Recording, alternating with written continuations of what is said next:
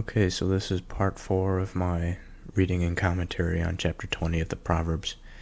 I had finished off last time with verse 16, and I'm going to continue this time with verse 17.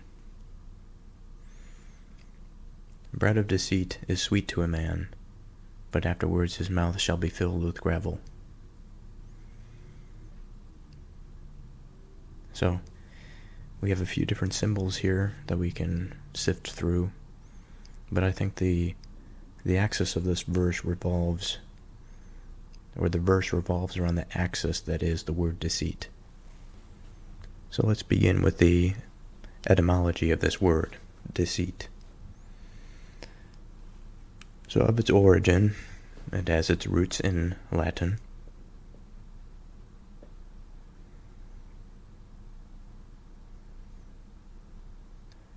The earliest known root of deceit is the Latin verb decepiere, which means to cheat or mislead. The verb is formed by combining the prefix de, de, meaning down or away, and the verb capere, capere, meaning to take. So literally, what we are considering here as the original meaning for the word is focusing on the act of taking something away. It could be through trickery or deception. I think there's more to be said here, and I think that the root is going to provide us with a lot of insight moving forward. But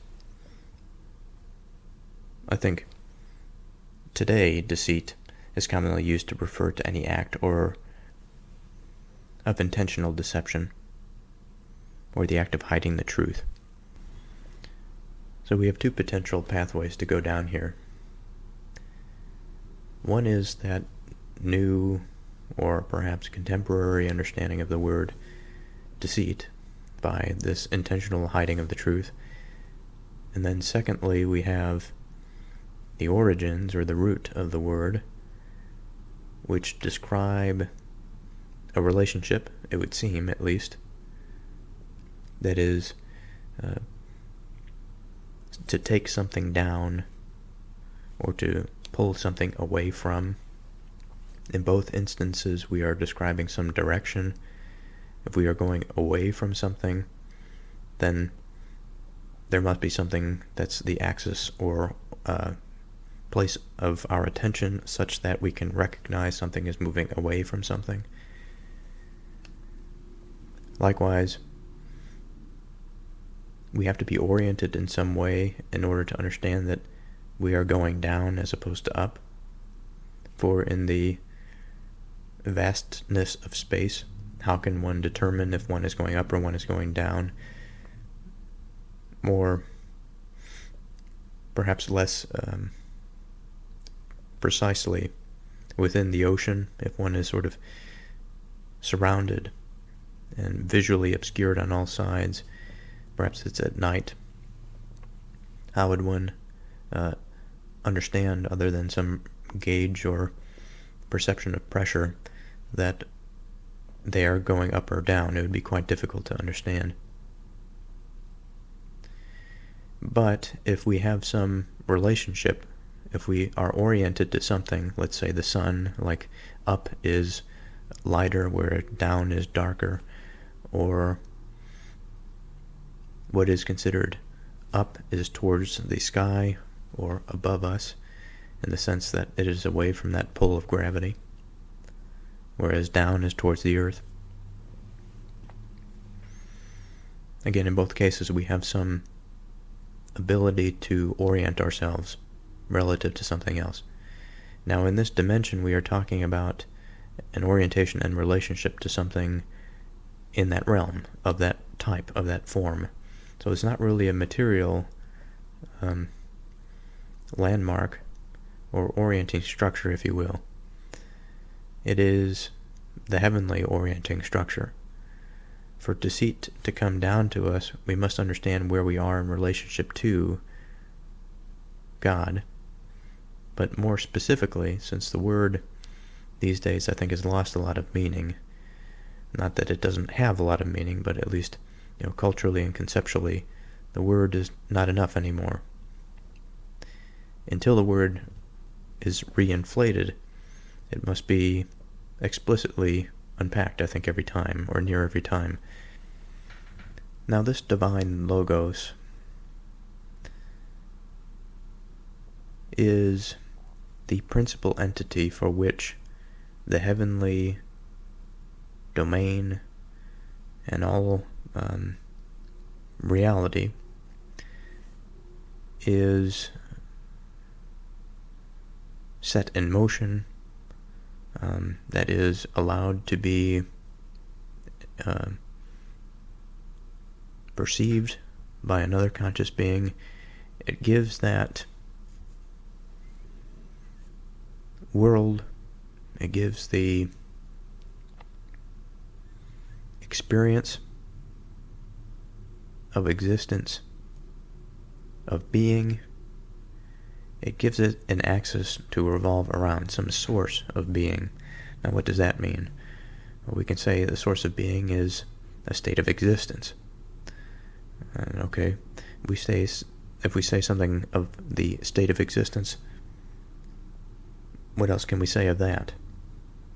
Perhaps we can say that it is a way of life. It is not a way of life in the human context in which the human being has a particular worldview, they live in a certain way, they have particular opinions about certain things. This is not what I mean. I mean the life in general, as it exists, as it is, the way of that thing. So what does that mean? Well, somewhat similar, but not the same as a human being. It is a pattern of life. It is, at the highest form, the state of existence itself. It is much like a river and all of the tributaries that flow from it on a map. It's easy to conceptualize it in this way, I think, where the river or the sea is the main body. Well, let's stick with the river. The river is the main body, and the tributaries are that which flow from it, perhaps branching into different rivers. But that source is the thing that those tributaries are born of. Their existence depends on that main source. And the pattern of being by which that river is, however that might be, is the cause of that further propagation into the world, into reality, whatever. Now, every self is oriented around what we might call a divinity of truth. There are many different ways of interpreting what the divine is. There are many different ways to discover and to participate in some practice of reverence for that truthfulness, for that divine order. Now, I think that, as I have said, every person is connected in some way to this divinity. The totality, of course, we do not know, and part of the language that is behind humanity or human beings as fallen creatures is exactly the fact that we do not know everything, nor will we know everything.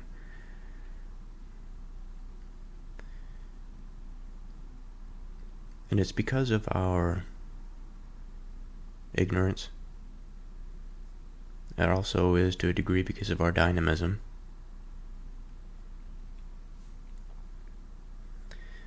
That we are open and susceptible to change. We are open and susceptible to change, both to reorient us towards that center point, that truth, but also away from that truth. And as far as we can conceptualize or imagine that every single self is oriented about some axis of truth, however small or however large they can conceive it to be. Also, what we have is an orientation relative to other selves, and I think that this orientation, this communication with other selves, is the realm in which this deceit comes in. And we can ask the question, what is bread to deceit? How are they related? Why use that language? Of bread, we can say that it is food. It provides us with sustenance. It maintains life. It is abundant. It is cheap. And I suppose there's a degree there of analogy that we can use, specifically in the analogy of food. But I think there's more than that, because we imagine deceit as the oven that bakes the bread. Of course, metaphorically it does so. And so deceit as a term, as a form, again as this oven that is able to create this substance. The oven by itself is something that we cannot consume, but the bread certainly is. So I think what the verse is pointing us towards is that consumable form of deceit. And that would be an interesting thing, is to ask, what is the non-consumable form of deceit?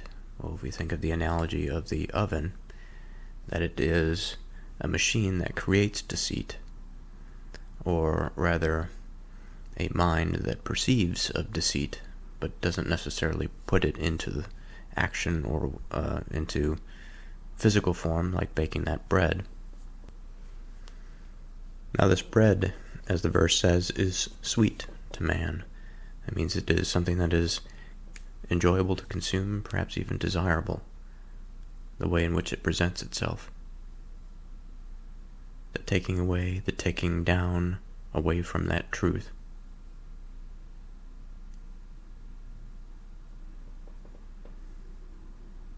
I suppose it's not far off from an actual sweet or sweet goods. They're quite addicting,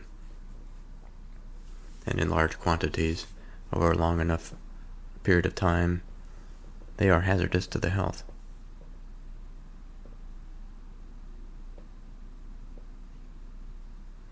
Bread of deceit is sweet to a man, but afterwards his mouth shall be filled with gravel. Sort of the consequence of consuming too much of this sweetness. It is but a mirage, it's a deception, what he consumes.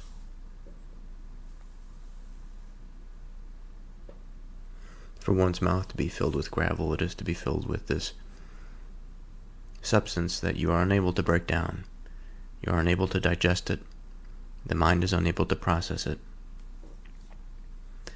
And I think for the mind to be unable to process it, just like the body unable to process food for the nutrients that might be within it, the mind is unable to break something down for the meaning, is unable to come to some understanding of some truth, because there is no truth in deceit. And just as the body runs on this material substance to allow it to function, I think similarly of the mind, we can say that it is something that runs on meaning, and it runs on pattern. It runs on having some orientation and understanding of the world that it finds itself in. And without that, without the nourishment of mind, it will break down. It will not function as it should.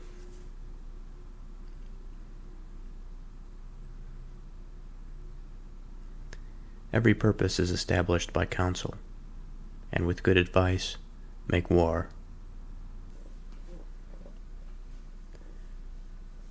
So, counsel, I think of multitude of advice. At the very minimum, I think of advice that is outside of the self. Perhaps self-correcting information. Now it says every purpose is established by counsel. Now, is it to be said that every way of understanding one's path in life or reason for something for being is by the communication with another? And I think the answer is no, not necessarily. Because one can find themselves within this deliberative conciliatory process within one's own mind.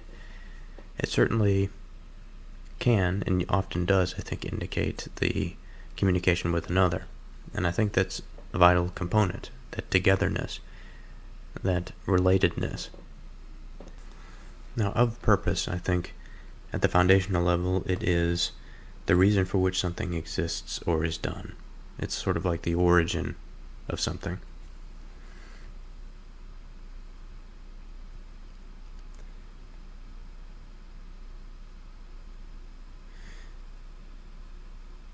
Now, we can also consider purpose as like intention, design, an aim, a goal. Of the latter words, I think it's easier to appreciate how purpose is directed by counsel. For all of these sorts of things in life, we have all, to one degree or another, engaged in counsel, even if it be sort of secondary or secondhand, or almost in a negative sense, learning by observation. Perhaps if one did not have useful parents that have guided them through their lives, I think at the very minimum, the observation of behavior, of interaction that there is a type of counsel. Now, the deliberative, purposeful counsel towards the good, I think, is most beneficial, but not the only type. Every purpose is established by counsel.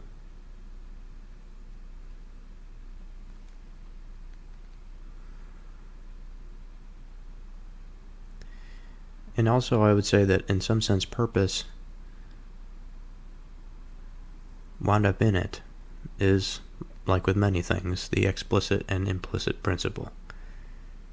I think in times of failure, in times of want, or in times of doubt, the implicit lacking creates an explicit desire for understanding and reorientation, for which then one may engage in counsel to shore up some of that anxiety.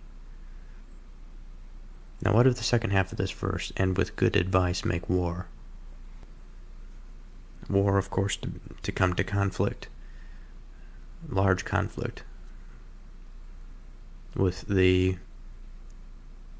end goal of destroying an enemy, such that they stamp out the minds of the enemy.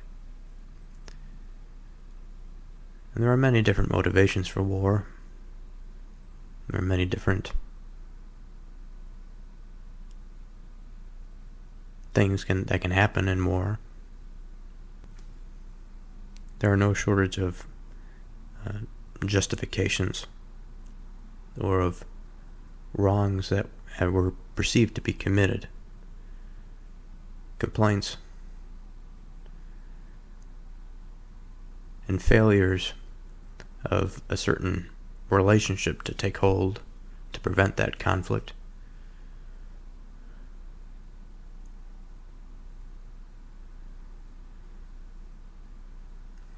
And surely good advice, good counsel, is needed before one undertakes the journey for war, because the externalities of which surely are quite high. The unforeseen problems that arise given a hasty decision or a hastily decided purpose, I think can be the ruin of a people in the long run. So He that goes about as a tale-bearer reveals secrets.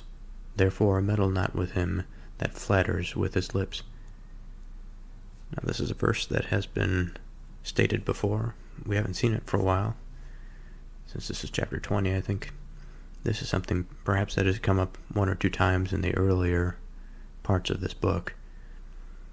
And it's interesting to see it again, but as usual, when verses are repeated or there's enough within them that's similar to other verses that generally have a similar meaning, it's another opportunity to reflect on its meaning and perhaps to add to old ideas. So generally speaking, a talebearer is somebody that goes around spreading gossip or rumors. Now, of a tale that can be born, it can be imaginative, it could be true, it can be false.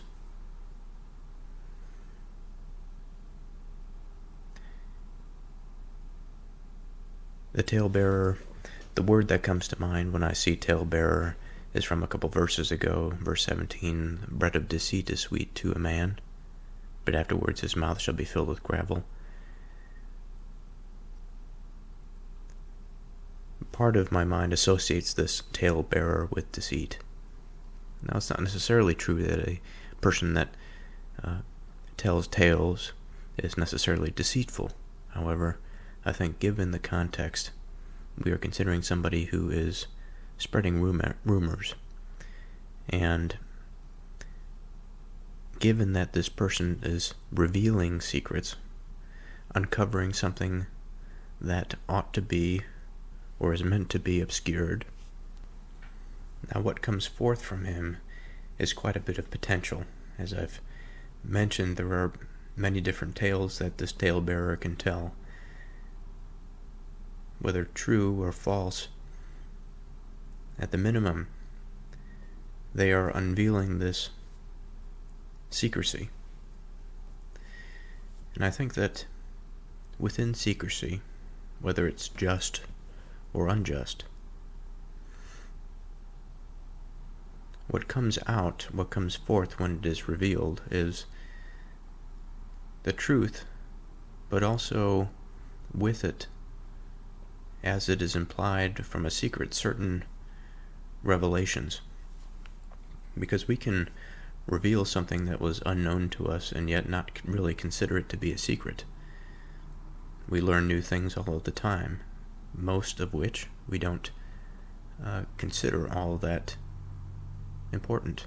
Or if there is something that we do learn that is important, we integrate it into our life so we can move forward and practice a new skill, whatever it might be. But a secret is something that has certain relationships, certain structural relationships. And I think that when we compare the two conditions between uncovering something so that something is known, but then uncovering something that was purposefully hidden, what comes with the unveiling is the reason that the veil was put in place. And I think that the reason for the veil, the relationship to the veil, or the relationship to perhaps what is built on top of the lie or of the secret, I think here of changing empires, changing power dynamics, geopolitical concerns. I think of the American experience as it is now in 2023, with this strange Banana Republic-esque tilt that we seem to have been sliding down for some time, but ever since COVID, it seems like increasingly the veil has been lifting or has been peeling away, as though what was used to conceal the secret of decaying representative government is now has worn away the adhesive, and now whether or not one would like to maintain some degree of secrecy or control, it is no longer possible because the binding force is coming undone by the very change of world dynamics. And I think that, given this, given the various talebearers of our age, whether they be in the FBI or the CIA or any part of the government, I think it's easier to appreciate the negative consequences here. Moreover from that, I think, I mentioned just and unjust talebearers. We can have a talebearer that is revealing secrets like a journalist, but in both cases, both in the just and unjust, whether it be a secret that's revealed in order to, on the part of the governing institution, to distract a populace from the actual truth, so to reveal a minor truth to prevent the larger one from breaking free, that diversion of attention, or on the part of a journalist who tells a tale of state secrets that might be of interest to the population, whereby threatening the state. Here we have different conditions. We have different results that follow from the unveiling of a secret.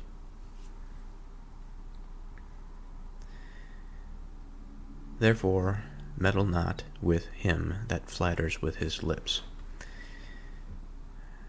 Now what can we make of this flattery of lips? Now of lips, we have to consider the importance of attention and also direction.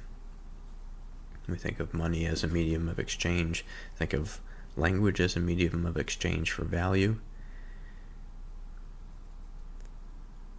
Value that is at the bedrock sort of difficult to exactly understand.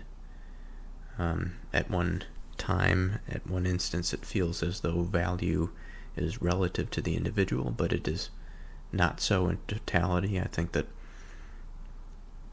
insofar as an individual can find something valuable, there is within the network of conscious minds something that is truly valuable to the maintenance of that network of societies and of life in general. Life is certainly one of those fundamental things that we ought to maintain, and I think that there are certain behaviors and actions that go into the maintenance of that. And insofar as our language is that medium of exchange of the values that we hold in order to preserve life, if a talebearer comes in, what we want to avoid is that flattery of lips, such that it diverts the attention away from that which is truly valuable. And it could be beyond the subsistence. It could be beyond just the physical subsistence of the body. There's much more than that goes into the liberation of the human soul and of the human mind. The definition of flattery is excessive and insincere praise, given especially to further one's own interests. And so we can see the dynamic at play here. There is praise of an individual. It's insincere. Insincerity is a type of falsehood in order to distract or to pervert one's attention away from something. What is it that they are attempting to distract from or move attention away from? It is the secret of the interest of the talebearer. And the interest of the talebearer is, who knows what it might be, but the implication in the verse is that the interest is contrary to that which is fundamentally valuable. And again, part of the fundamentals that I've identified as life, it is liberty of a kind, of soul, of mind, and probably relationship of orientation to that liberty. Because perhaps if this was maybe 10 years ago, I wouldn't make this case, but given my brief experience studying some of the foundational documents of American Revolution, There is interesting talk about the spirit of liberty and how it changes over time and how it was identified in their day relative to the constraints and circumstances that they found themselves in. But again, also the recognition that the spirit of liberty may find itself expressing itself to man differently as the constraints and as the dynamics of his society shift. And while we may have some institution governing body that remains somewhat similar to that of the founding, liberty may need, in order for it to be recaptured or had in its proper context, a new reorientation to those systems. And I think this extends beyond governance, surely, to the relationships that people have with one another, to the relationships that people have to the world. Think of the massive shift since the late 19th century and the general recession and degradation of religious institutions. There's a lot that has happened in the past couple hundred years, and there's a lot to atone for in the next couple hundred, surely. And this verse that speaks of talebearers, that reveals secrets and perverts attention, it's warning us not to meddle with his flattering lips. We are in rife territory for this sort of thing, I think, to take hold, for that perversion of attention to take hold, to pervert us from considering liberty in the modern context, to pervert us from understanding how we should adapt our institutions and to fix our financial burdens, how to adjust to the changing geopolitical arena without engaging in a massive military conflict. I think of the Athenian and Peloponnesian experience in the Peloponnesian War. Thucydides talks of and expresses or relays various orations that arise from disputes that occur during the war and that lead up to the war, and it's interesting to hear not only the conceptions of justice on both sides, but also the complaints that are brought to any particular assembly. And the complaints sometimes are filled with half-truths. Sometimes the complaints reveal secrets that were otherwise unknown going into the debate. And often at the end of it, and this very much, I think, has to do with the talebearer. And this has to do with argumentation in general. It has to do with sophistry. It has to do with reasoning, at the end of which often there is quite high stakes. It could be the death of those involved.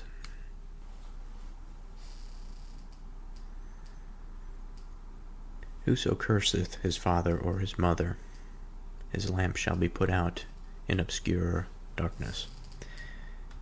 Now this is another verse that we've seen before in the Proverbs. Whoso curseth his father or his mother. Now I think I want to start with the expression his lamp. So again, whoso curseth his father or his mother, his lamp shall be put out in obscure darkness. Usually I don't start with the second half of the verse, usually I start with the first, but the expression his lamp is quite interesting, and I think it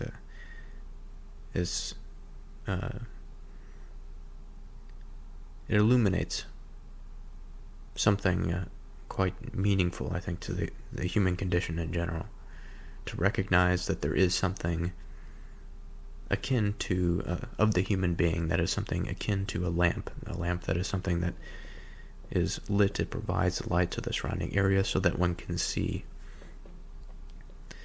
And this sight and this seeing and the comparison to darkness, this is all metaphor for the context of mind, for what it is able to perceive, what it is able to see. And it is not merely physical, it is a certain landscape, a heavenly landscape of value, of meaning, of purpose, of orientation, of connectedness, of home, of all of that sort of fundamental human experience, or desire, maybe we can say. Now, if we can imagine a single lamp in the vast sea of darkness, it is scary enough to imagine this lamp going out, let alone having it be a light within this existence, this landscape that we find ourselves in. But a question is, what exactly? I've mentioned a few things, but what more can be said about this lamp? About this lamp or this light of mind? Exactly what landscape does it find itself to illuminate? In our everyday experience, we traverse many different landscapes. We go to work, we leave our home, we travel some distance, all of which requires this physical light to enter in so that we can perceive and so that we can understand where we're going, so that we can orient ourselves in the world.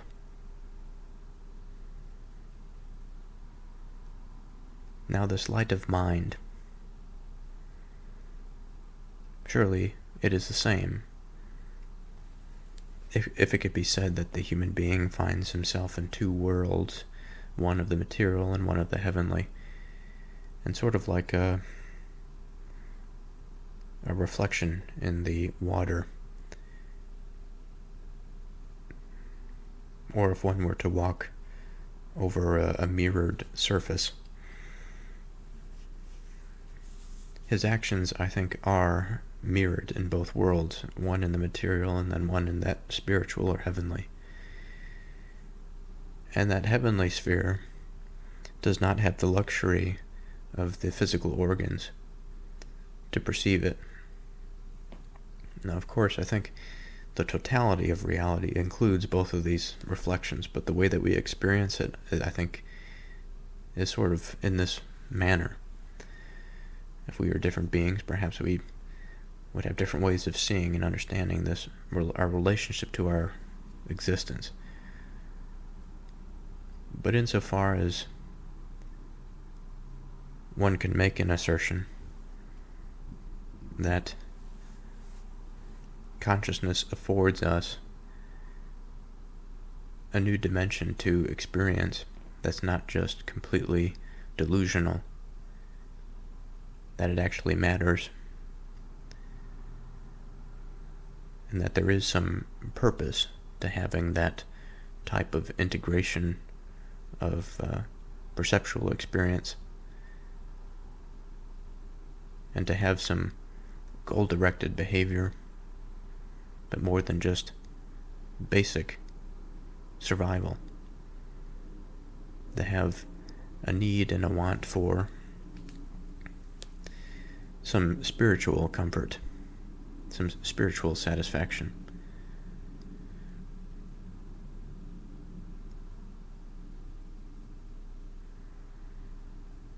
His lamp. Now, if his lamp is going to be put out, he remains in the material world. His eyes can still see. He can still wake up and find himself within his room and make himself breakfast, get himself out to his car, drive himself to work, participate in work, and drive himself home. And the question is it possible that given his experience and his participation in the world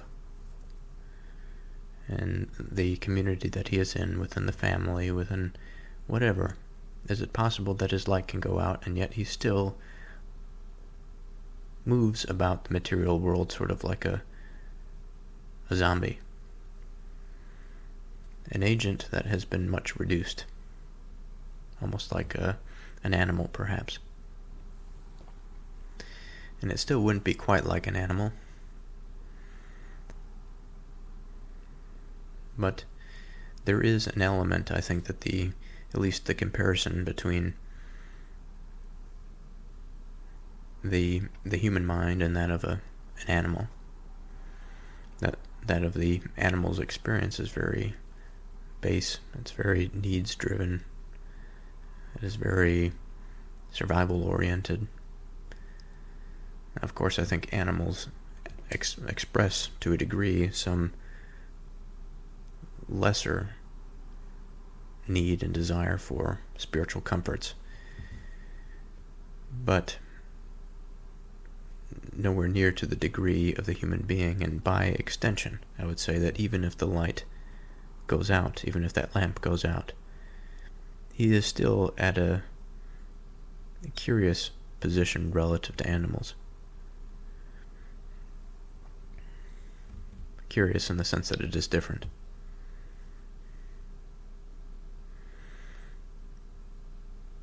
Now again, what does it mean for that lamp to go out? So he is a zombie, walking through the material world. What has he given up? So here we have to go back, I think, to the curse. And so what is the curse? And how does it cause this lamp to go out? Like a strong gust of wind. I think of like an oil-based lamp that is lit. A strong gust of wind or water that wets it and puts it out.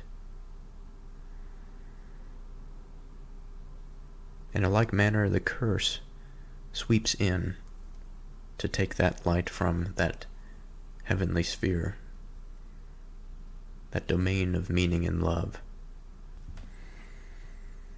Now, of the word curse, I have this understanding that at one time, from its possible Latin origins, that it was used to express, perhaps make known, almost like the talebearer unveiling this secret, the way to evil, or a path to evil, a course to suffering.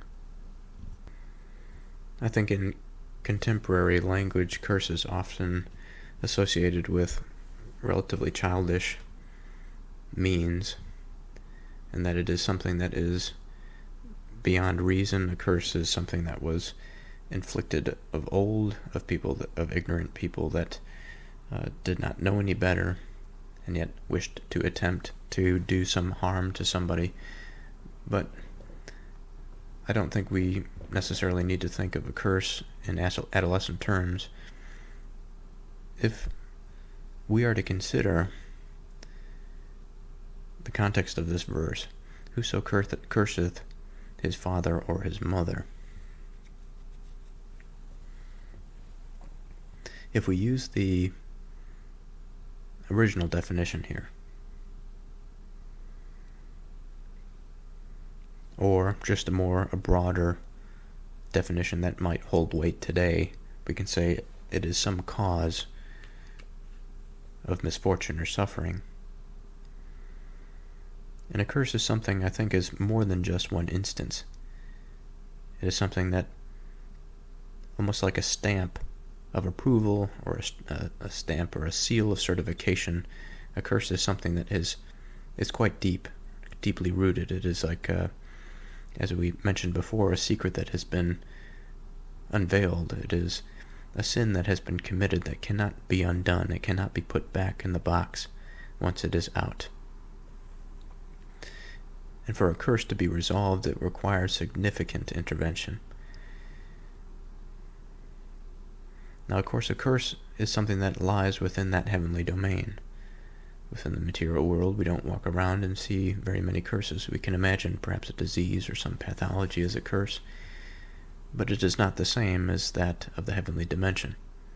It is reflected in our experience, perhaps above and below, above and below in the sense that we're walking upon this sort of metaphorical mirror. But they are not entirely the same. And so for a curse to be put forth up into that conscious sphere and into the sphere of mind, what can we imagine a curse to be against one's parents? Well, just to take a biblical example, the murdering of a brother or a sister, I think, would be a curse. It would put a curse on a family. I think the deeds of the son, in this particular instance, can cause a family to be cursed. It could be like an excessive financial burden because of some behavior or lack thereof. It could be some crime that was committed that then places this curse over the family. Perhaps that they have become ostracized from the community that they are a part of, or of the occupation that they need to earn a living and to sustain themselves. I think of that event in The Godfather where Fredo, because of his own ignorance, betrays his brother Michael. Perhaps he doesn't intend for Michael to die, but what ends up happening is that his house is shot up. Michael, the head of the mafia family. And Fredo is this sort of inconsistent, a bit dim-witted, easily gives in to his passions type of person, and Michael finds out that he played a role in this attempted assassination. And I think that is the moment where the curse was put forth into the family. It was felt certainly over Michael, over the family, and it ended up such that Michael killed his brother Fredo. And I think this is sort of the power of the curse. It has little grounding, although it has to the degree that the curse has grounding in the material world, its true playground is within the heavenly. But to the degree that we can see it manifest, such as a murder or a broken family, the playground is within the heavenly domain, within the mind. So now we have some understanding of this curse. And I think we can appreciate better now as the curse comes over, or as a person curses a mother or a father, how this cessation of that foundational relationship that provides love, it provides order and structure to one's life, we can see how this would impact somebody. But we have to ask the question, well, certainly there are many situations that can befall one's father or mother that don't have to do with an explicit curse on the part of their offspring. And yet, if this relationship is disrupted, is it still the case that the lamp goes out, that it is put out in obscure darkness? And I think the answer is, it depends. It depends on the circumstance. It depends what happens to the father and the mother. But I think that there is a mark, and perhaps the mark is a curse, when that foundational relationship is disrupted. And it's difficult to say exactly where the ideal is. It's difficult exactly to say what the ideal looks like. I can imagine an approximation in which there is a healthy relationship between the mother and the father. The mother and the father perish from natural causes before the death of the offspring and all of this sort of thing. But of course in the world it's not as simple as that. People don't get along. There are unfortunate events, dramatic events. There is early loss of life from disease and all of the sorts of things that can get in the way of strong familial bonds. But I think that there are ways in which a curse differs from the various accidents of life, although the various accidents of life, depending on where they occur, when they occur, how they occur, what the context is, can affect that lamp in various different ways. But the curse here, the verse is explicitly saying that the lamp will be put out. So this curse, this some explicit action that puts the parents on the road to evil, is an act of sort of wickedness. It's an act of evil on the part of the son, such that they have been polluted by that curse. And it could be that what they are destined to is to live within darkness, and to live within darkness means to not be able to experience or understand the heavenly domain outside of the self, and they are trapped within the self. They're prisoners to the cell of their own desire. And I think in that way they are put out in obscure darkness. An inheritance may be gotten hastily at the beginning, but the end thereof shall not be blessed.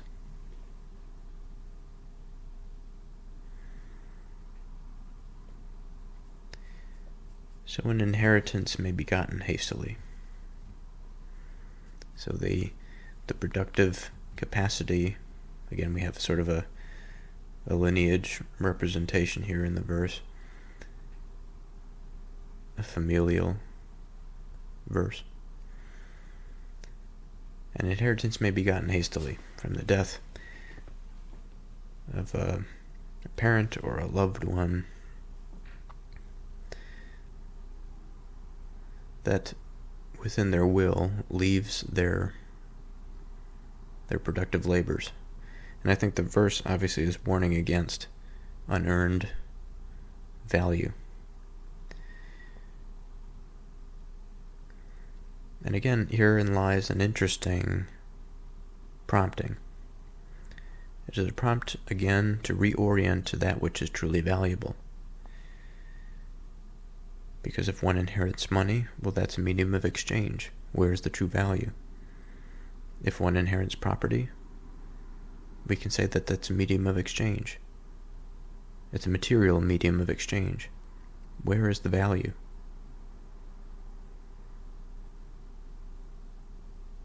If one inherits a business, I think that's a little bit easier in some respects to understand how to use that in productive means. But still, a business is another medium of exchange. It's a place through which value passes. At least, it can be, I think, if one approaches it that way.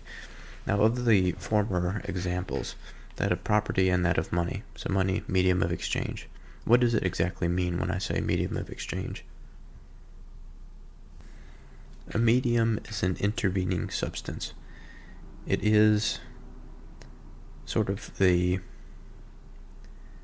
everything in between that process by which power is created, converted into electrical energy. That electrical energy travels across wires into my home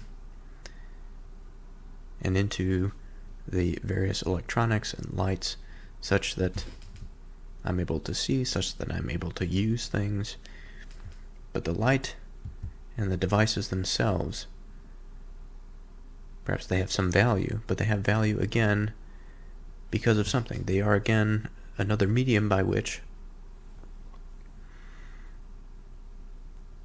value can take hold in the world.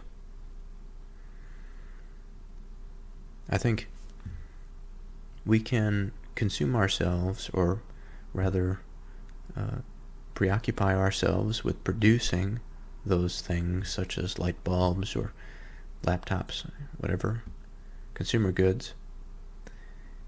And this sort of thing is taking value such that it comes down into the material world, raising the material world up to offer that to other people. That process, I think, is valuable, so there's that business value. But much like the generation of power and that electricity, value seems to be this slippery thing, a slippery substance. But we see it for a brief moment, as it is expressed from the heavens, that it is found in the heavens, that the substrate of value lies up there. And so what does that mean exactly? If true value is to lie within the mind of man and within the world that he finds himself in, meaning the heavenly dimension that allows his mind to experience it,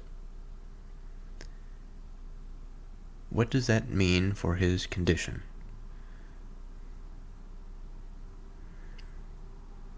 And this is important, I think, to understand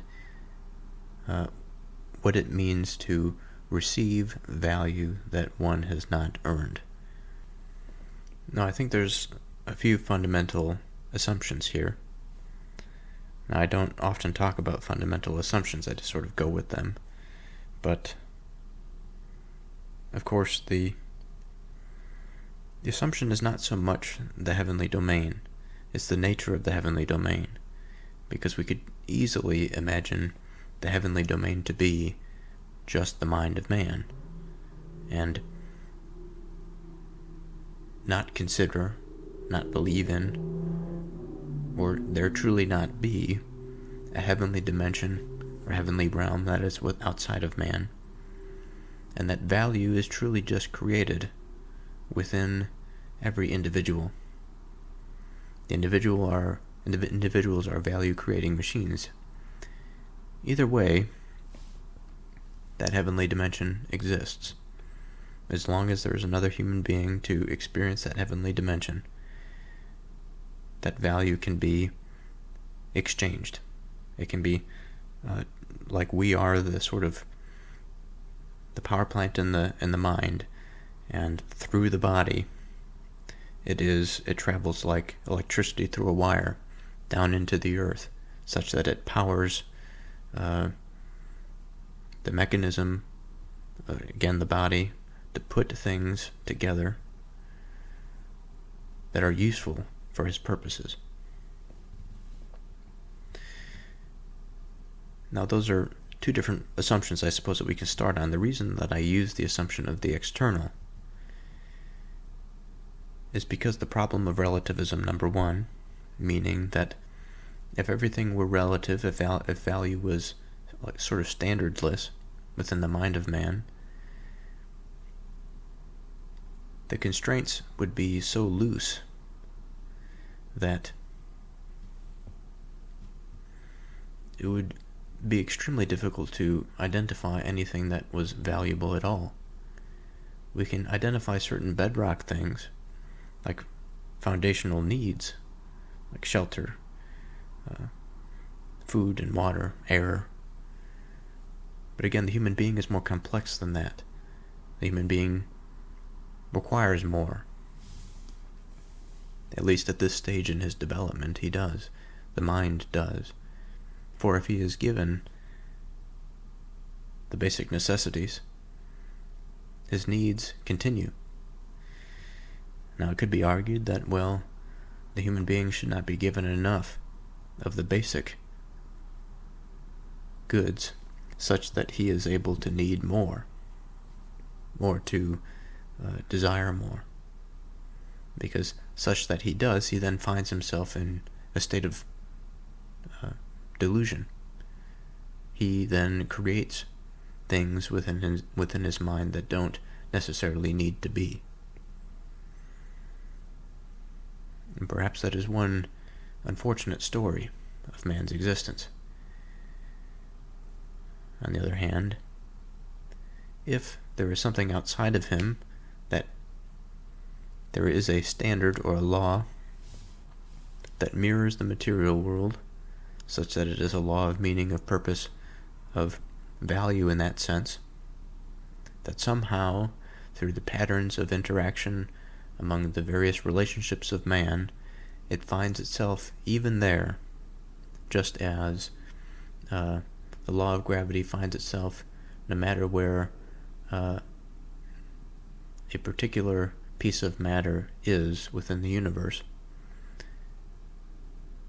That things such as love, as limited of our perception of it as though it may be, such as the case with material fundamentals,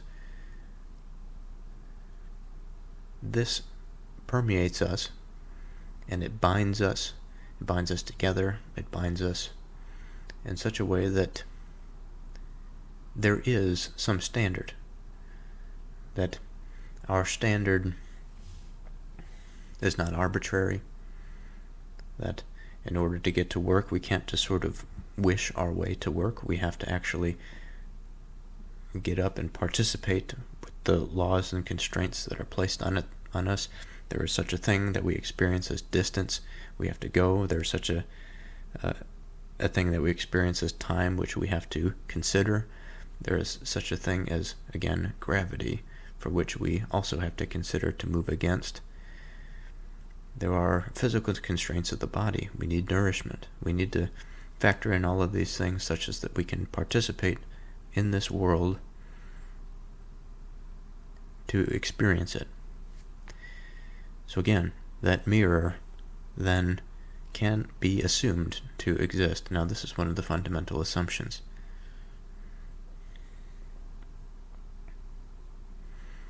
But I think in either case, either way, whether it's more of the nihilistic view or the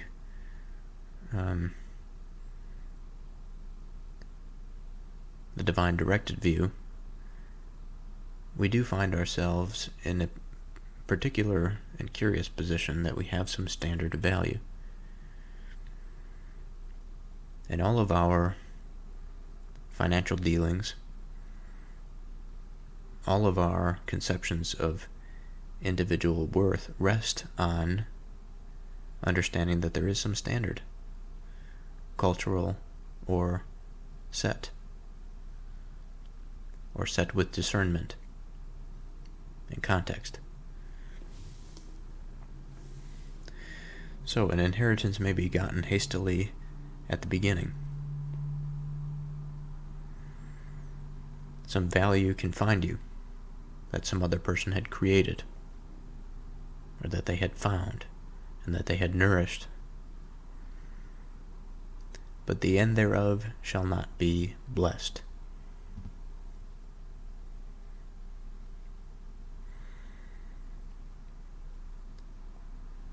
And so we have to understand what it means to be blessed in order to understand what that means. But I think that of the things that I've spoken thus far,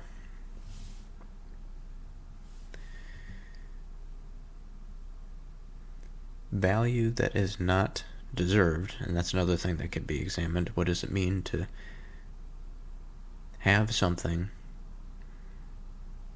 or to deserve something of value? Like, part of it is accepting the responsibility that the value places on the individual, which means making sacrifices. And it certainly applies in the case of the inheritance. But first, of blessed, what can we say? What does it mean to be blessed? Now, if somebody is blessed, we can think of this as the bestowing of divine grace or favor.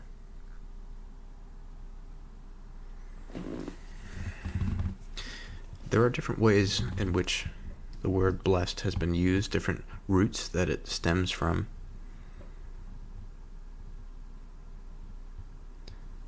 To be blessed usually has to do with, or can do with, consecration, which means the act of making something sacred Another word that comes to mind when I think of blessed, I think of holy. Again, it's some favor, of some holy favor.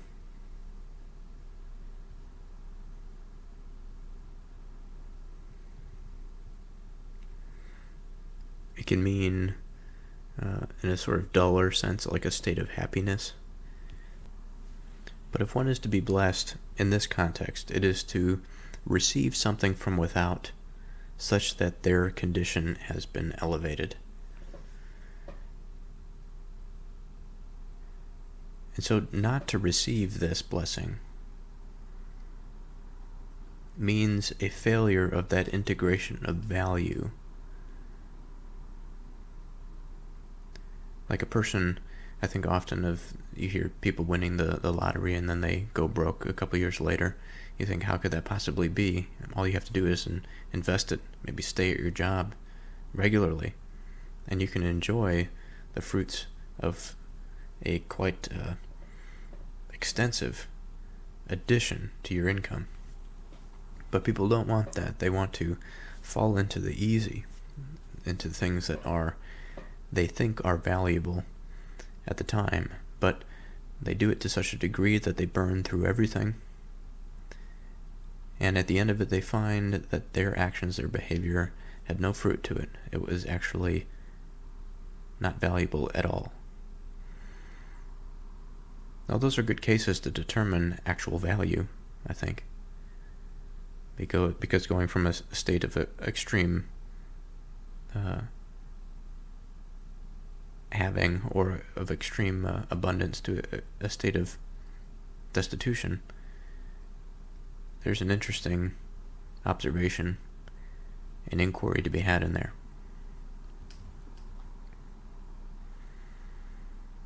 An inheritance may be gotten hastily at the beginning, but the end thereof shall not be blessed. And it doesn't necessarily mean that the lack of blessing comes from the lack of inheritance that has been gained. It could just be the state of being given the inheritance. There are plenty of people that have many material things that are considered valuable in the material context, or perhaps even the secular context, but they don't provide that value to the human being that allows them to feel connected and whole and perhaps loved, content. And I think for the lack of a more elevated understanding, my explanation of why this is because of a failure to integrate the value that has been transmitted to the material world back up through the system to the heavenly domain, which means that there is no direct. I think there's a lack of directed consideration. There's no participation in pious concerns. There's no reverence. For if there was reverence, if there was thankfulness and all of this sort of thing, then the work and effort that came down through the mind, through the body, like the electrical current, to produce something that could then be sort of interacted with materially, in order for that to be appreciated, that practice has to occur such that it goes back up through the system, up through the mind, to then give thanks to and sacrifice what is necessary in order to be able to be blessed, I guess we can say.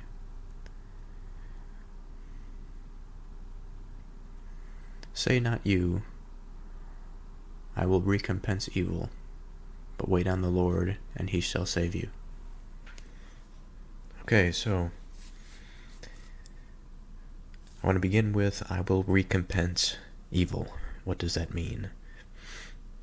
Now, eventually I'm going to get into some unpacking of the word evil. I have discussed it thus far, but evil seems to be used sparingly in the Proverbs. Usually what we see are indications warnings of self-deception, of selfishness in general, and I think usually this comes in the form of foolishness and in the form of wickedness. Evil being on the extreme end, as I've said, is used a bit sparingly, although it does occur rather often, but sparingly, I suppose, relative to other terms of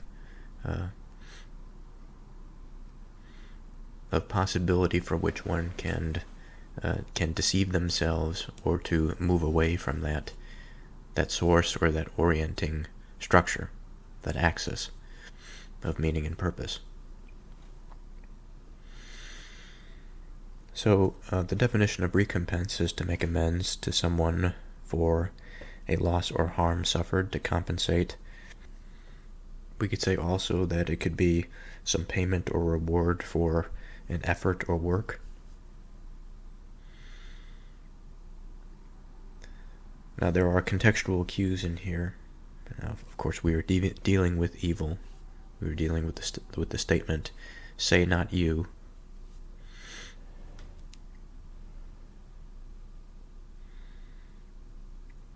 And so I think the definition that is most appropriate here is twofold. I think in the general sense, in the broad sense, we can use the definition punish or reward someone appropriately for an action. And then more specifically, make amends to someone for loss or harm suffered, some compensation. Now this is a form of deal-making, it would seem, with that evil, with that form. And I wonder at this moment how much I can add to my conception of evil. Thus far, my conception has been that it is something of an extreme selfishness, a denial of that which is outside of the self. But it's more than that, it's insidious. This evil can express itself that way, but of the principle, of its whole, I think an image that we can draw is that it exists on the edge. It exists, as I have described before, if we imagine a light bulb that is dangling over an open field.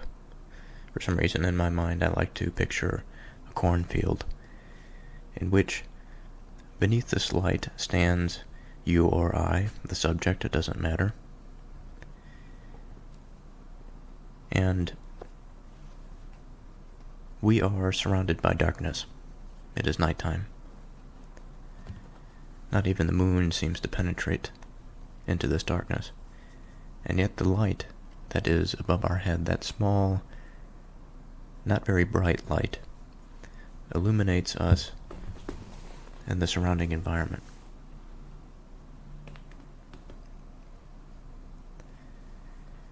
Now it's easy to imagine that at some point the light from that light bulb will not penetrate any further into the darkness.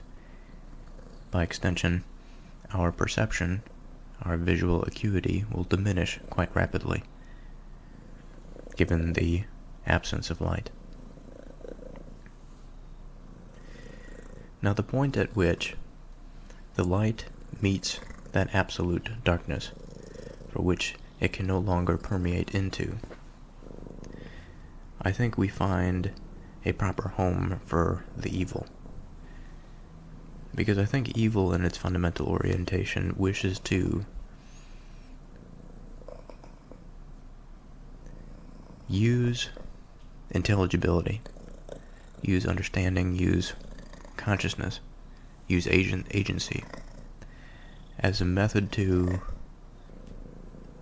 bring that which is in relationship to it towards the darkness. It is at the furthest place possible that it can say it is able to exist. and yet its orientation is away from that source of light. It is something that does not wish to emit any light. It is something that wishes to stay darkened, damp. And the expression of this, I think, is often the totalitarian impulse, that of control, the desire for subjection. But of course we are talking about evil, not just wickedness. This is a profound form, and I think in its profundity or depth, which is a strange thing to say, we find the want and the desire to reconstitute normalization. What we consider to be normal depends on many different factors. Now, what we would desire for our normal to be righteous. We desire our normal to be in line with the divine ought. But normal has all sorts of different connotations attached to it. It is an axis within itself. There are times or periods in which a person's normal, or a family's normal, or a society's normal is challenged quite substantially.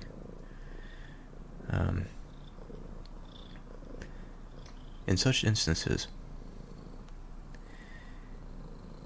we have an opportunity for change. It could be positive or negative. But what I would like to sort of outline is where this normal might exist. Within every normal, surely there is some evil that exists that wishes to tempt a person's attention away from that thing that is considered to be normal, or from the good in general. That pure axis, the idealized axis of normal.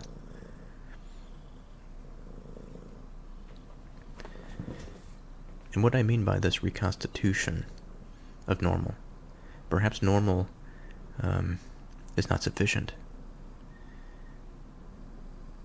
I think normal has its benefits to be used in this context, because what is normal, at least right now, for a person that lives in the Chicagoland area in 2023, despite all of the political turmoil and cultural turmoil, there is a sense of normalcy that is quite respectful of the rule of law. It has its problems, and surely these problems are some of the cause of the cultural conflict and political conflict, and a sort of a reconstitution of sorts in terms of a better normal may be due for us. But the reason that the word normal, I think, is insufficient is because our normal, the human normal, is so rife with failure and error, which is not necessarily a bad thing. Certainly if it's not willfully committed, or committed in an unjust manner. But our axis is limited by our understanding. Our normal is limited by our understanding. It is limited by our faith and our will. In periods of strong will and strong faith, we desire a normal that is good, I think. And in such periods, a normal may be satisfying. It doesn't require much change, but over the days, over the years, a normal can fall into this state of decay and disease for which a reconstitution back to a better normal is required. And so because of this dynamism and its interplay with the human race, I think within this realm, normal has its limitations. And so when I say evil, one of its primary goals is the reconstitution of normal. Perhaps in some degree it is. It's a reconstitution of normal such that it orients it towards itself. That the normal is now sort of a racket of evil. I think of the various totalitarian revolutions, that in Iraq, or that in Nazi Germany, or that in Soviet Russia. There are many.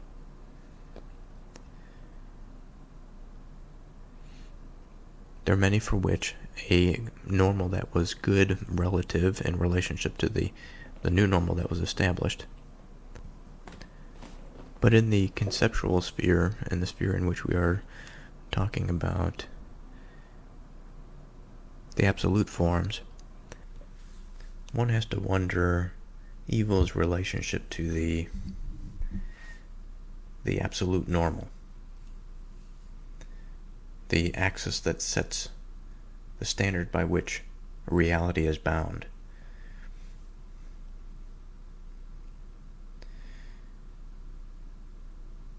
And the further question is, well, is this evil just a human conception? Is it only something that exists between and within human minds? Is it only something that can express itself within the individual and within the collective? Now I want to take a moment here because there's a lot of jumbled thoughts, I think, in the last 5 or 10 minutes. Perhaps longer.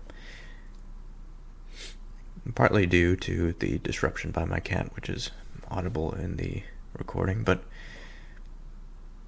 I think I'm trying to sort through the fog that is the conception of evil and its relationship to man and its relationship to some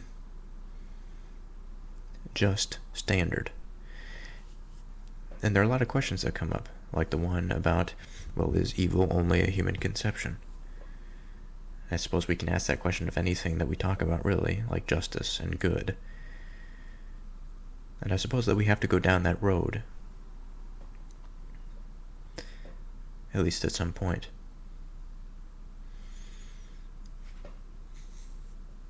There's also this matter that has emerged from this fog, or at least the silhouette can be seen behind it,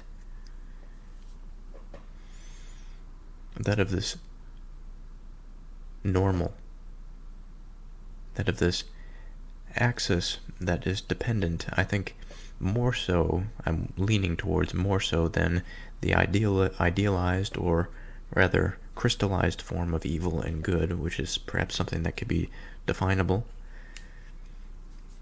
That's another, again, that's sort of a similar path to go down. What does that mean to define evil? And what does that mean for it to be crystallized?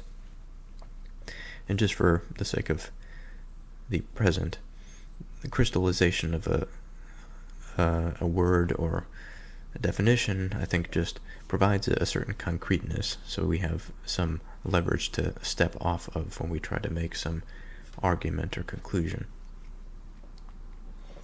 And we don't sink into it like quicksand.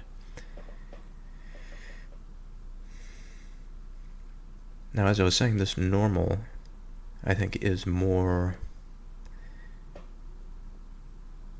of a human conception, because it has to do with human frailty, it has to do with human misconception and difficulties of understanding and the limited ability to perceive the world because of the limited organs, the limited amount of information that it can take in, the limited memory, the limited lifespan, all of these different limitations that are imposed on the human being. And yet he has such a powerful and poetic engine for which he can imagine and wonder why he experiences this thing that we call reality at all. And within all of that, he tries his best to come up with some normal. Again, as I've described, that normal changes throughout the ages. It is disrupted, it is repaired.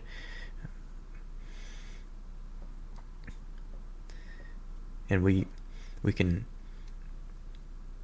talk about what principles underlie the reason for establishing a normal in the first place. I'm not sure that it is quite satisfactory to say something that it is pure survival.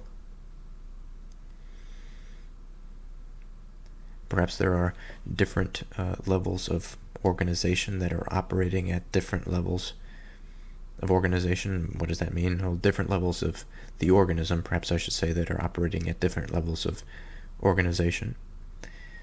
Perhaps there are different goals that are made at different levels. These goals perhaps apply to different timescales. The patterns that emerge from genetics may have some influence on the mind, but the mind is so much more immediate, and the goals of the present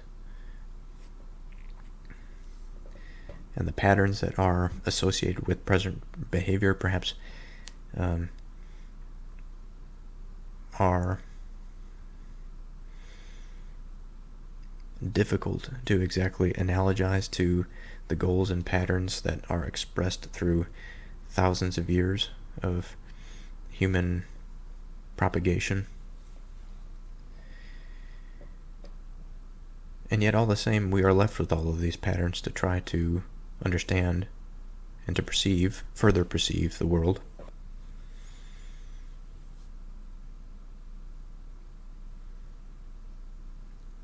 Within this experience, given the context of limitation, the frailty of will and of faith, and by extension, the uncertainty of faith and will, I think the two go hand in hand. Certainly if one has some belief, it is frail if they are uncertain in it.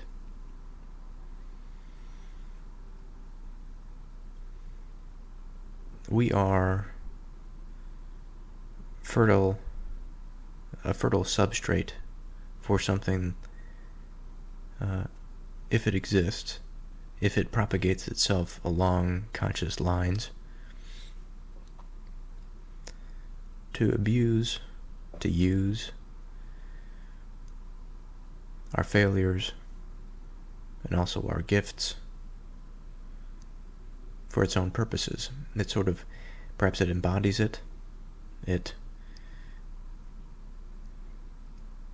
gives a material reality to something that it sort of exists in that dimension, or at least to us, we seem to be these perceivers of a conduit between two different realms, but perhaps that's only a limitation of our own perception and experience. Perhaps there really is no separation. And yet, because of our own limitation, we have this sort of game-like reality structure upon which these forces can play. Or perhaps the human being is a light bulb that's born in a void. This self-actualization principle that I've been discussing, the self-divination, that the birth and the emergence of consciousness out of some completely random genesis of the existence of matter has now produced the divinity in the conscious mind. And because of that, we now have all of these conceptions of evil, of goodness, of wickedness, of foolishness, justice, righteousness.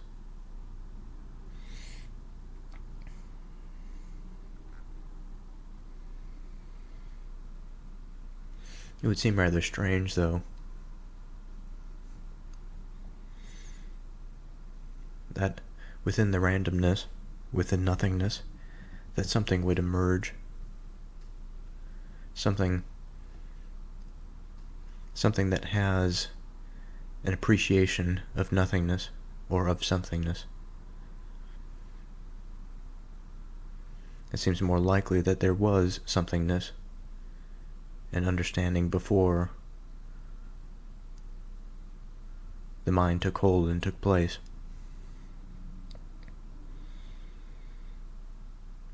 It seems as though time is a bit of an illusion when we consider this sort of existence. Because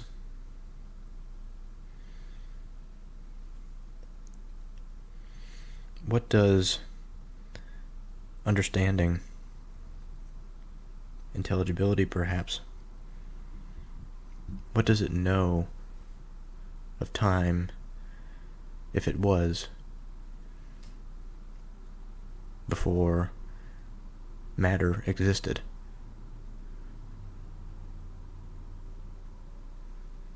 For it wasn't something with a finite lifespan.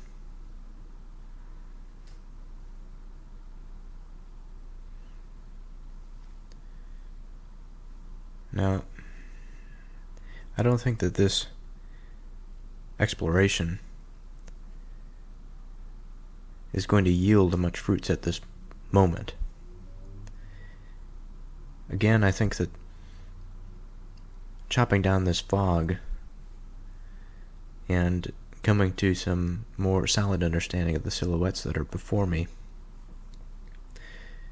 is the right path. And so I want to continue down that road.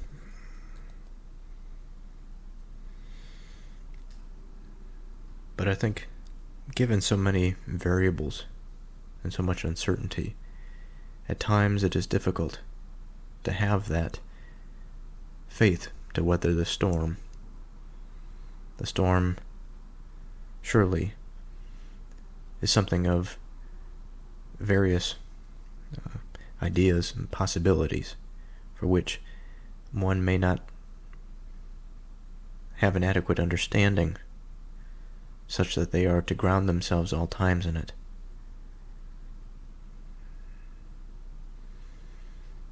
Now, having said that, I have not lost any particular belief or faith, but rather, when one comes upon themselves in an environment in which there is no up or down, there is no left or right, it's strange, because all that you seem to have is yourself.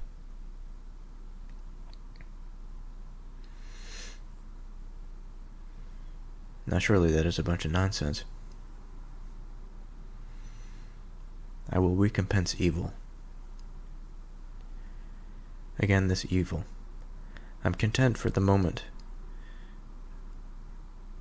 for evil to be something of a force that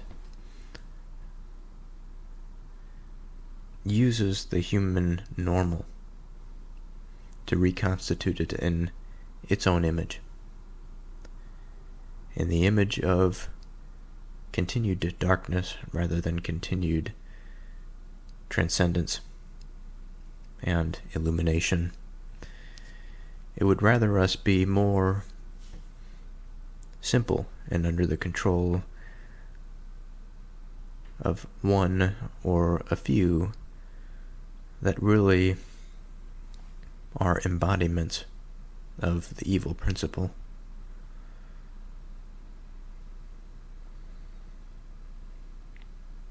It's difficult and it's strange to identify evil because it is something that has an identity, but it's something that its fundamental existence is to eliminate identity, I think. It is to dissolve boundaries. It is to destroy things that are sacred, to disrupt. There is no creation within that void.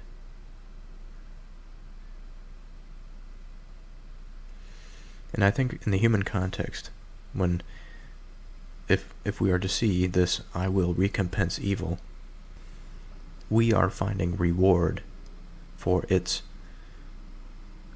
action through us. So we may find pleasure in taking from others. We may find pleasure in the ultimate taking of the life of another. We may find pleasure or joy in destroying a child's life or a family's structure or the family's life. All of these sort of things are evil because they're inherently degenerative and they propagate this degeneration. And yet it can't be degeneration absolutely. We can imagine a hell in where there's this sort of threshold of degeneration, otherwise that preserves a degree of goodness, such that there is a continued state of genesis and regrowth, but only so that it can torment it and destroy it. Strange.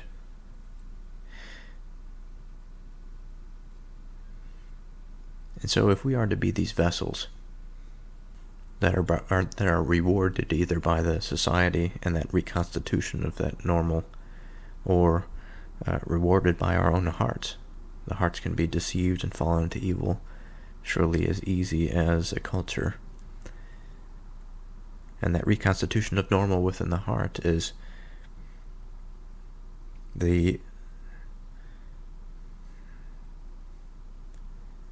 perversion of the mind, such that what excites the mind is now perverse. It is now destructive. It is now the behavior that would seek to destroy, to take apart and to dissolve, rather than to build up and to create and to produce.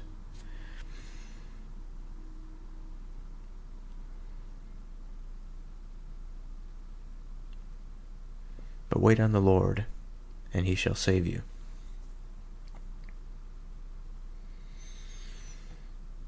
And what does it mean? What are we waiting for? I think we are waiting against this infiltration. We are waiting against that possibility.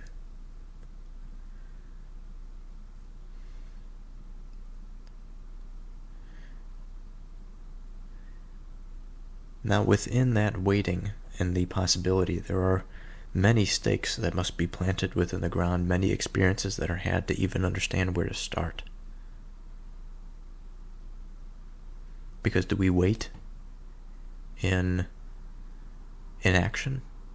That's impossible. There has to be action in order to survive. And yet, there are bound to be instances of evil in the act of survival. And so the stakes that are put into the ground are the experiences. They are that reorientation of the heart and of the mind towards something away from that destructive force. And as it becomes more and more sophisticated, it moves away farther and farther from that self-absorption. And I think that there are limits, almost as if heaven must contain a bit of evil within it. Perhaps it's a strange way to put it that way, but such that there must be this element of destruction, of change, of finitude, in order for that generative and growth to occur. Now, it doesn't mean that it has to be this sort of hellish thing, or that whenever something comes to an end that it's this painful dagger to the heart. Surely not. Surely many sacrifices in life produce much anxiety, but many sacrifices that are good, although produce that anxiety, is not the existential soul-sucking type. It is an uplifting type. It's opportunistic. It is generative. It's euphoric. And I think in a sense what we are waiting to be saved from is our own ignorance. We are waiting so that we don't act too rashly, we don't act too irresponsibly, that we retain the goodness that we are confident in, even though we can't, or we may not be certain 100%. So today happens to be a new day. It never fails that I tell myself the next day I'll remember exactly where I was and I'll pick up right where I left off in the middle of a thought sometimes. But it never quite works out that way. The new day brings with it a new state of mind and a new potential landscape for which I can explore this stuff. But unfortunately, the landscape that I had left behind, but not entirely, of course I can still listen to it, which I have, to find out where I am in place. The mind is an interesting thing. The mind is a dynamic thing. It takes time for it to get into a rhythm, for it to be able to tolerate sustained attention. And so, after listening to that last audio bit about this verse 22, say, "Not you, I will recompense evil, but wait on the Lord, and he shall save you," I'm content to leave it as it is. But also, I desire to sort of enter back into at least a part of that previous conversation, because I think it was a fruitful one. This moving away from this evil, we had this illustrative landscape of the darkened arena upon which we have in the periphery, just before the absolute darkness, we have that tempting figure that is drawing the minds towards that darkness. Not necessarily that it would permeate its own light into that darkness to find out reality, to discover new things and to integrate what they find into their lives, but no, it is attempting into the darkness themselves. It is as if we walk towards that, we ourselves within our own minds becomes that shadowy type figure at the periphery of that landscape that is illuminated by one small light bulb that sort of represents the fragile mind of man relative to the vastness of the reality that in the world and the experience that we find ourselves thrown into. And there is that contrast by this such a penetrating temptation towards this arena, whether it be from lesser goods, lesser desires, or the veneration and elevation of simple things. And what exactly do I mean by that? Well, I'm thinking specifically of worshiping almost like cult-like veneration for desire. It could be sexual, it could be anything related to the senses. It could be eating. It could be more than that. It could be an event that people worship. Now, there's a lot of sticky territory in there, a lot of potential, a lot of different ways in which one can use experience well in their life, ways in which people can use an approach, the ability to perceive, full stop, in a positive way, but insofar as the organs that are responsible for determining reality can also be used to, by the mind and by the desire of the heart, to distort that reality which we find ourselves in. This is sort of what I'm pointing at here. And I think further from that, to bring all of this into where this meets the illustrative, that landscape that I had laid out just now, about that darkness at the periphery, I'm imagining perhaps what we can call totem poles. The totem poles have a symbolic structure, and they reach various different heights. And I think as the totem poles, if we can imagine them in a line, and there are a series of them, as we approach that periphery and that peripheral darkness where we have those silhouetted darkened figures that circulate around us, those totem poles progressively get smaller until they reach nothing, until they reach that darkness. And those quite small totem poles are what I'm sort of referencing here, the unfortunate and cult-like mania that serves to subject those unfortunate persons to a being, a state of experience or of mindfulness that is less. Now therein lies, I think, a lot of interesting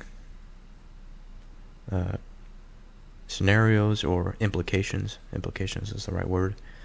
Because as we go in the other direction, in that more illuminated direction, as the totem poles get higher, as they mean more and more, the meaning is loftier. We gotta wonder, the human being is quite limited. And so even the loftiest totem pole for him, what does that mean in the grand scheme of things? Or even just relative to a being that has a higher lane or a higher plane or level of consciousness than he. And for all of the draw that each of these totem poles have, and perhaps as they move down in terms of their true value hierarchy towards the end, in which we get the super small ones that are barely illuminated by that light of the conscious human understanding, perhaps it appeals to a certain aspect of him, a certain aspect that is unable to, once he is subjected to it, he is unable to see the broader picture. And perhaps this is part of the reason why it's dangerous, because as the mind begins to darken and dampen as it moves towards that periphery, that darkened periphery, what it loses is perspective. What it loses is that relationality. What it loses is that understanding of the hierarchy itself. And it is unable to see beyond its self-imposed or perhaps externally imposed imprisonment. And now when I see the second half of this verse, but wait on the Lord, that word wait is interesting. Because we're not waiting for ourselves, of course. We're not waiting for ourselves to suddenly overcome our condition. What we are waiting for is for something else, something outside of ourselves. Certainly there is a quite substantial and important aspect to self-direction and discipline. And I think on the part of that waiting lies some discipline, because it means to not engage in certain things. It means not to be tempted into that darkness. And now I hesitate a little bit because waiting also, I think, implies stagnation. It implies immobility. But also it depends on exactly what we are waiting for. Certainly, if we are waiting for a woman to come in our lives such that we can marry her, it doesn't mean that we are completely stagnant, that she's just going to fall out of the sky and that we get married to her and we live happily ever after. No, waiting can be quite a dynamic process for which we are waiting for the right person in a certain sense at a certain level, but we are actively engaged in trying to find that person. And I think it's in this sense that it is referred when it says, but wait on the Lord. We are waiting at a certain level, we are waiting as these totem poles perhaps pass us by, or as we observe all of the different aspects that we can, given our constraints as conscious agents. And it is not until we find that sweet spot, we find that love, that then we say, okay, we found something good here. And now we have to incorporate it, integrate it, understand where it is at, and we sort of gravitate towards that place. That is sort of in that illustrative landscape of that light bulb that permeates the darkness. We move a little bit closer towards that which shines a little bit brighter. And of course, when this happens, we are saved. We are saved from those small totem poles. We are saved from all of those silhouette-esque figures that really don't have a conception of lofty meaning or of grand goal setting or of righteous behavior, or just of general goodness within the heart, predisposition, or just disposition and orientation.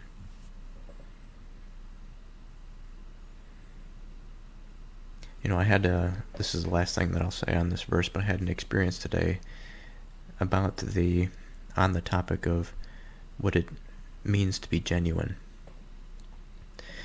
I was directly involved in this experience. Without sharing too many personal details, there was an event that occurred in my life for which many people were aware.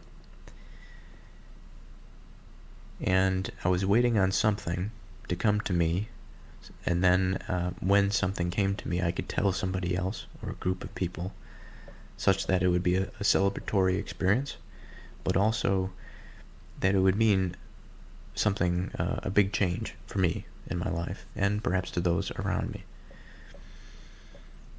And when it had arrived, there was a person in the periphery that recognized that it had arrived without me saying anything, and had told somebody else, which is fine, there's nothing wrong with it. But the thing, I heard it happen, and it was not on the radar of those that were sharing the information, that I had come to the awareness that had happened.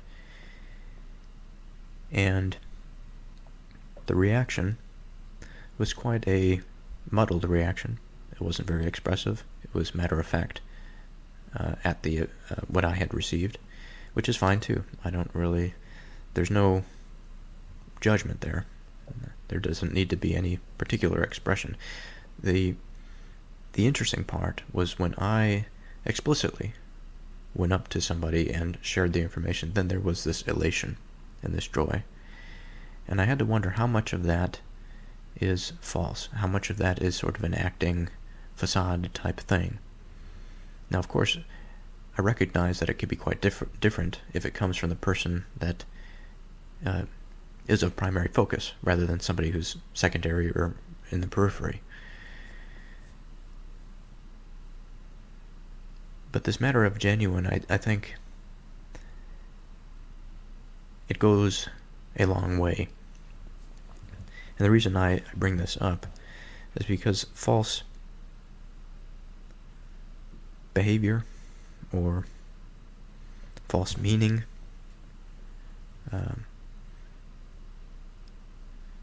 behaving in such a way, I think of deceit here from verse 17.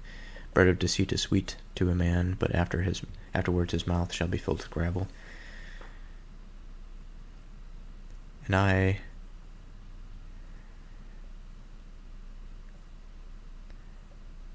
consider this example when I consider orientation, because it's easy to imagine ourselves oriented towards the good, but without that fundamental aspect of genuine, which is kind of difficult to, I think, really hammer down. In its extreme cases, of course, it's easier to identify, but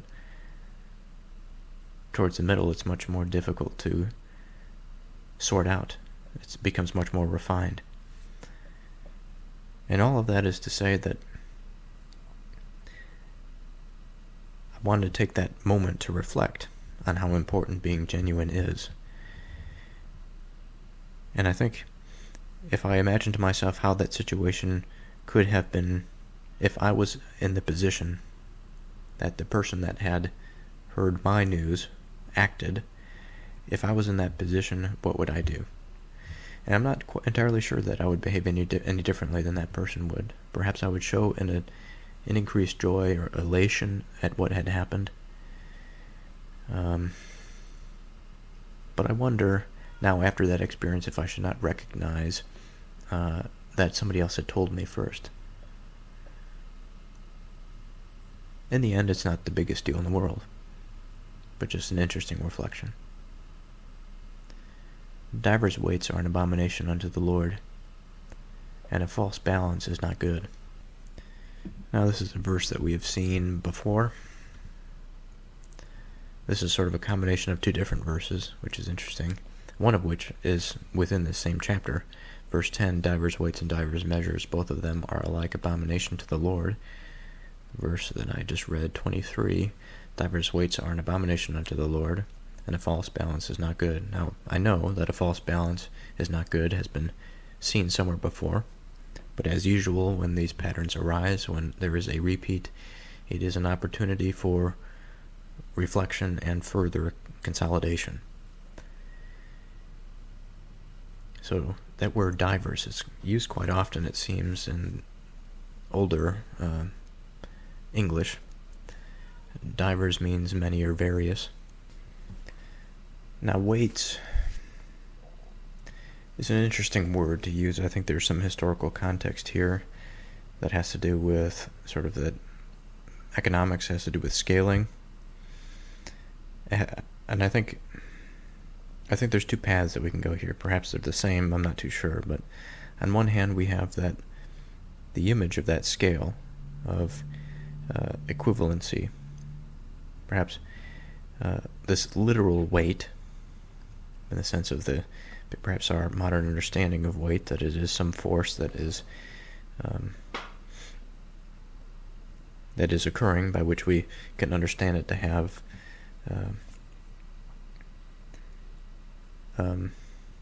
different mass, I suppose.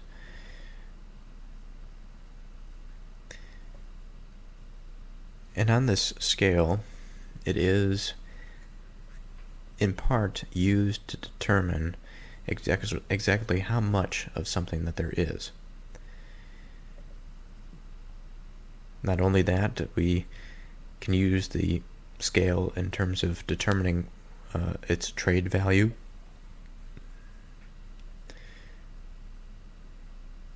And from this,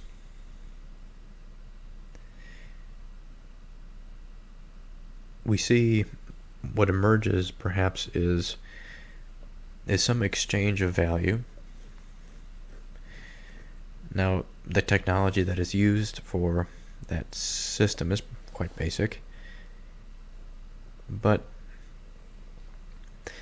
it is a tool, and it is a method by which man can understand what he is offering, perhaps, in a precise manner. That in and of itself I don't think is a bad thing. But if we had various different weights, you would have to wonder, on one hand, it would be good to determine different ways by which we can assess something as being valuable. On the other hand, we can get lost in the multitude of ways that we can see something. And it's not as though if we are going to identify a quarter, or if we are going to identify a Sharpie, that we need to know every single detail about it to know it.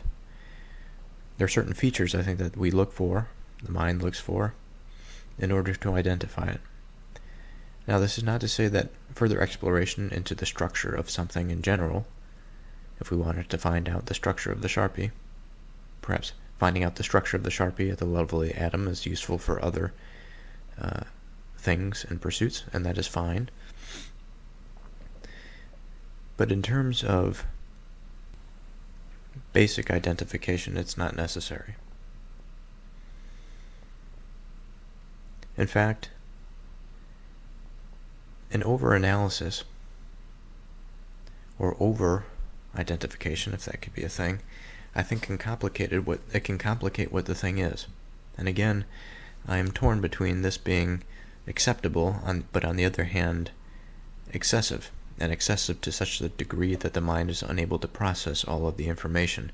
It loses the identity and the character of the object, such that it is unable to have any sort of relationship to it. It's unable to identify it because of these divers weights.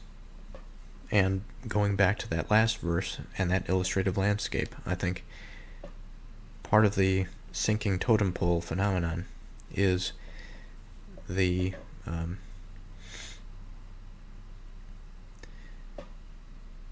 loss of identification within the random, within the variability. It's the inability to grasp onto some pattern for which man can use in his relationship.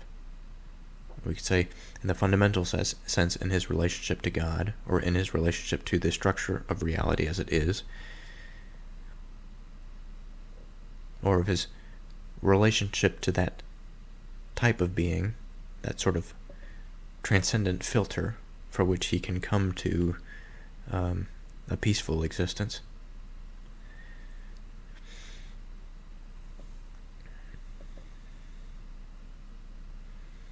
Peaceful in the same way that we would wait on the Lord from the previous example.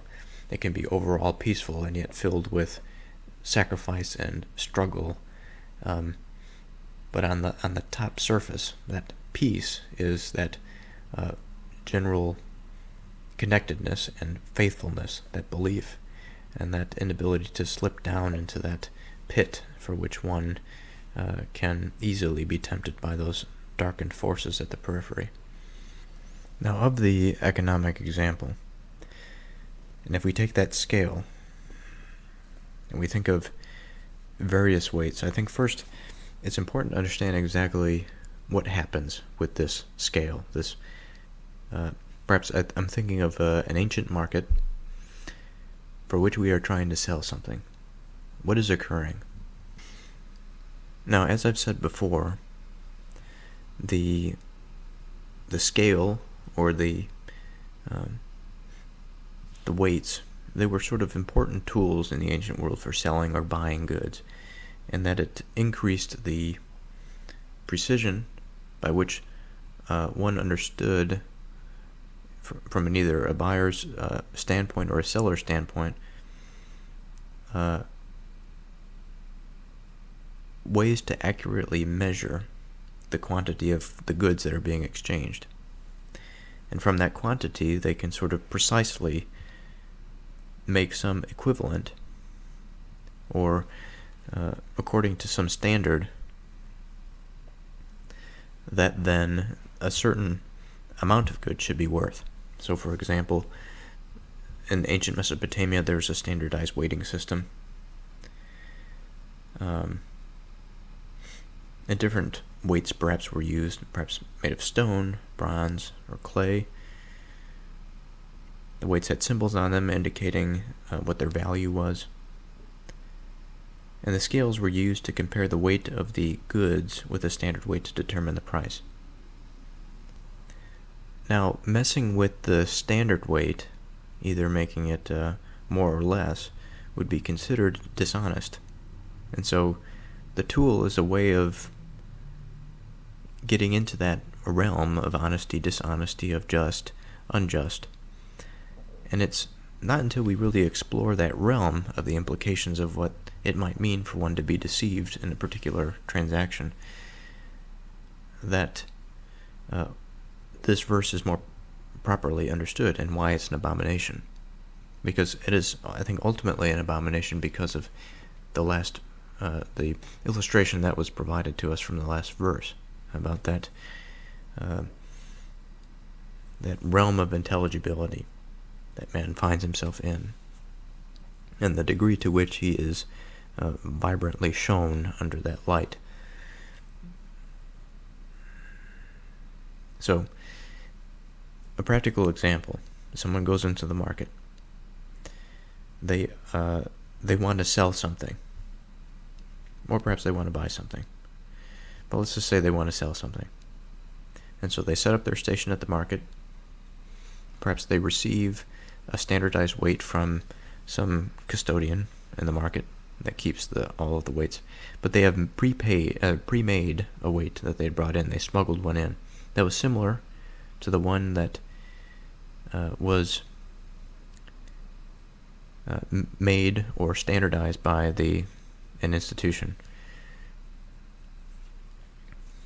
which might have been religious officials, who knows. And let's say this weight was less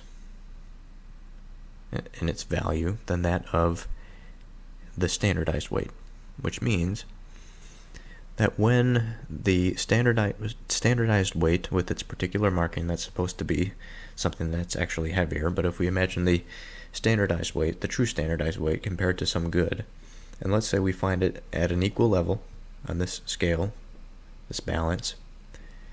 And let's say we remove that standardized weight, the true standardized weight, and added the counterfeit one, the fraudulent one. What would happen is that the side for which the goods are on would sink because we've added a lighter weight on the contralateral side. Now, what we would do as the seller would be to place more weights with some standardized marking on it that are probably also fraudulent to get it to balance. Now, the more of these weights that we have, the more that we are allowed to sell that good for, justly, we can say, because it is, again, compared to some standard. The standard is something that is reliable. It is something that people, when they go to the marketplace, can trust, because it is something that is determining the precision of goods that are being sold or bought. Now, when one messes with the mode of precision, it seems as though there is an injustice. The mode of determining precision, or the rightness of this transaction, or the rightness of how much something actually weighs, according to that common standard by which everybody sort of revolves and does business around. Once the confidence is broken in that, or the system is so variable that it can't reliably be cut the precision, each vendor perhaps is provided with weights of similar markings that are variable, then the institution that provides that variable marking is corrupt, or whether the individuals come in and counterfeit the standardized weights. Either way, what happens in the end is that the seller is gaining more for their goods than they ought to, given the standard that is set.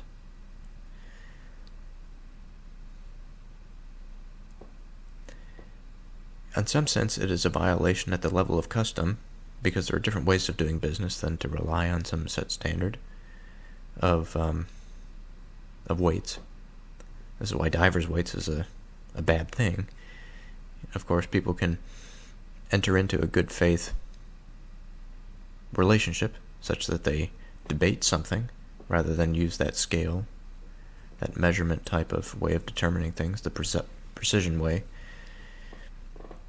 And perhaps interesting arguments can be had on both sides in that way. It's more of a directly valuable, they're directly going to that value landscape instead of relying on the externalized tool or apparatus to determine something for them. But ultimately the tool does not necessarily the heavy lifting, but it does a lot of the cognitive labor, perhaps.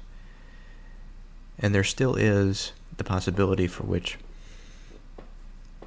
even among honest standardization, there were probably still many debates and bargaining practices that occurred in ancient markets. But nonetheless, to get back on a topic here, divers' weights are an abomination to the Lord.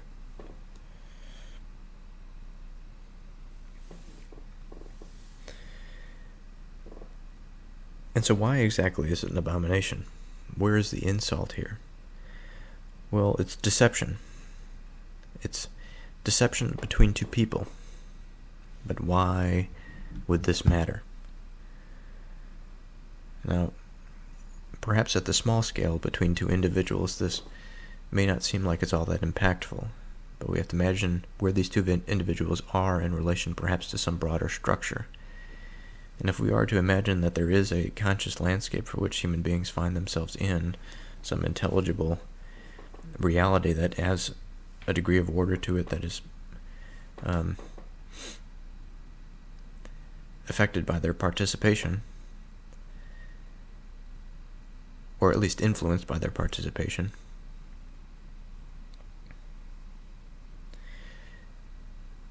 then to the degree to which a mind is deceived,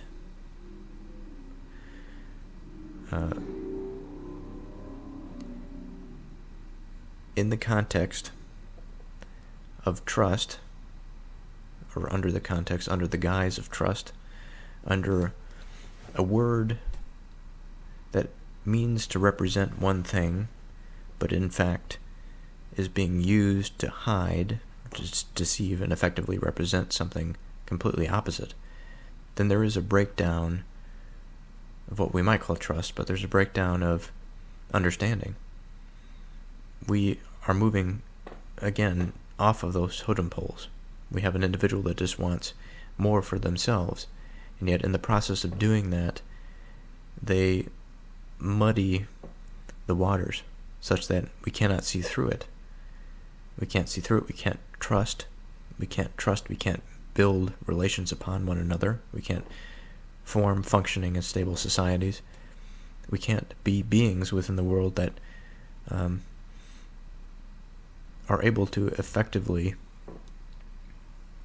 intuit or conceptualize the world that we find ourselves in order that we can survive, quite frankly. Now that's at the extreme. And I think this is why it's an abomination to have this mismatch of weights. Or, in the first instance, as I described, is to have too many weights, for which, again, the same thing happens. The intelligibility of things and the identification and boundaries around things break down such that they are unable to be identified. Second half of the verse, and a false balance is not good. I think that this is sort of getting more into what I was just describing. That first is perhaps that variability. The second is the deception in economic dealings, but it can scale into any sort of context that we wish.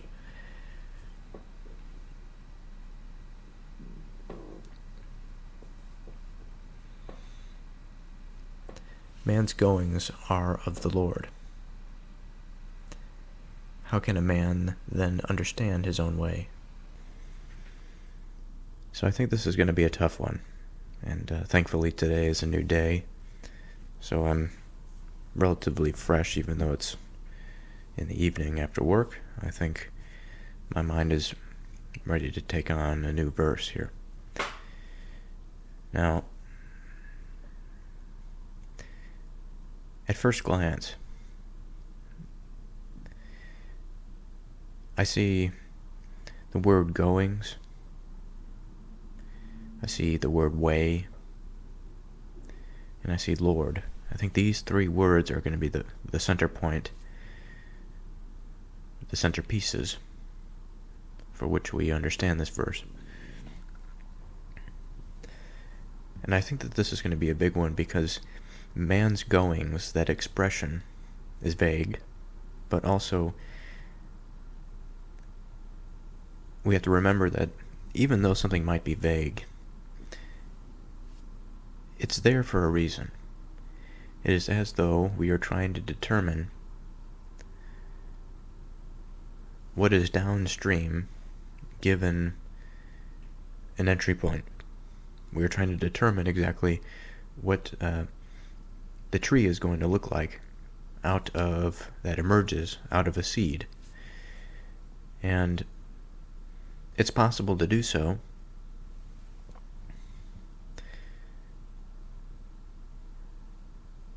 The analogies, I think, fail at a certain point, or perhaps the experience needs to be had before an appropriate analogy is made, but at this point I certainly think it is possible to wrap the mind around that expression of man's goings. In particular,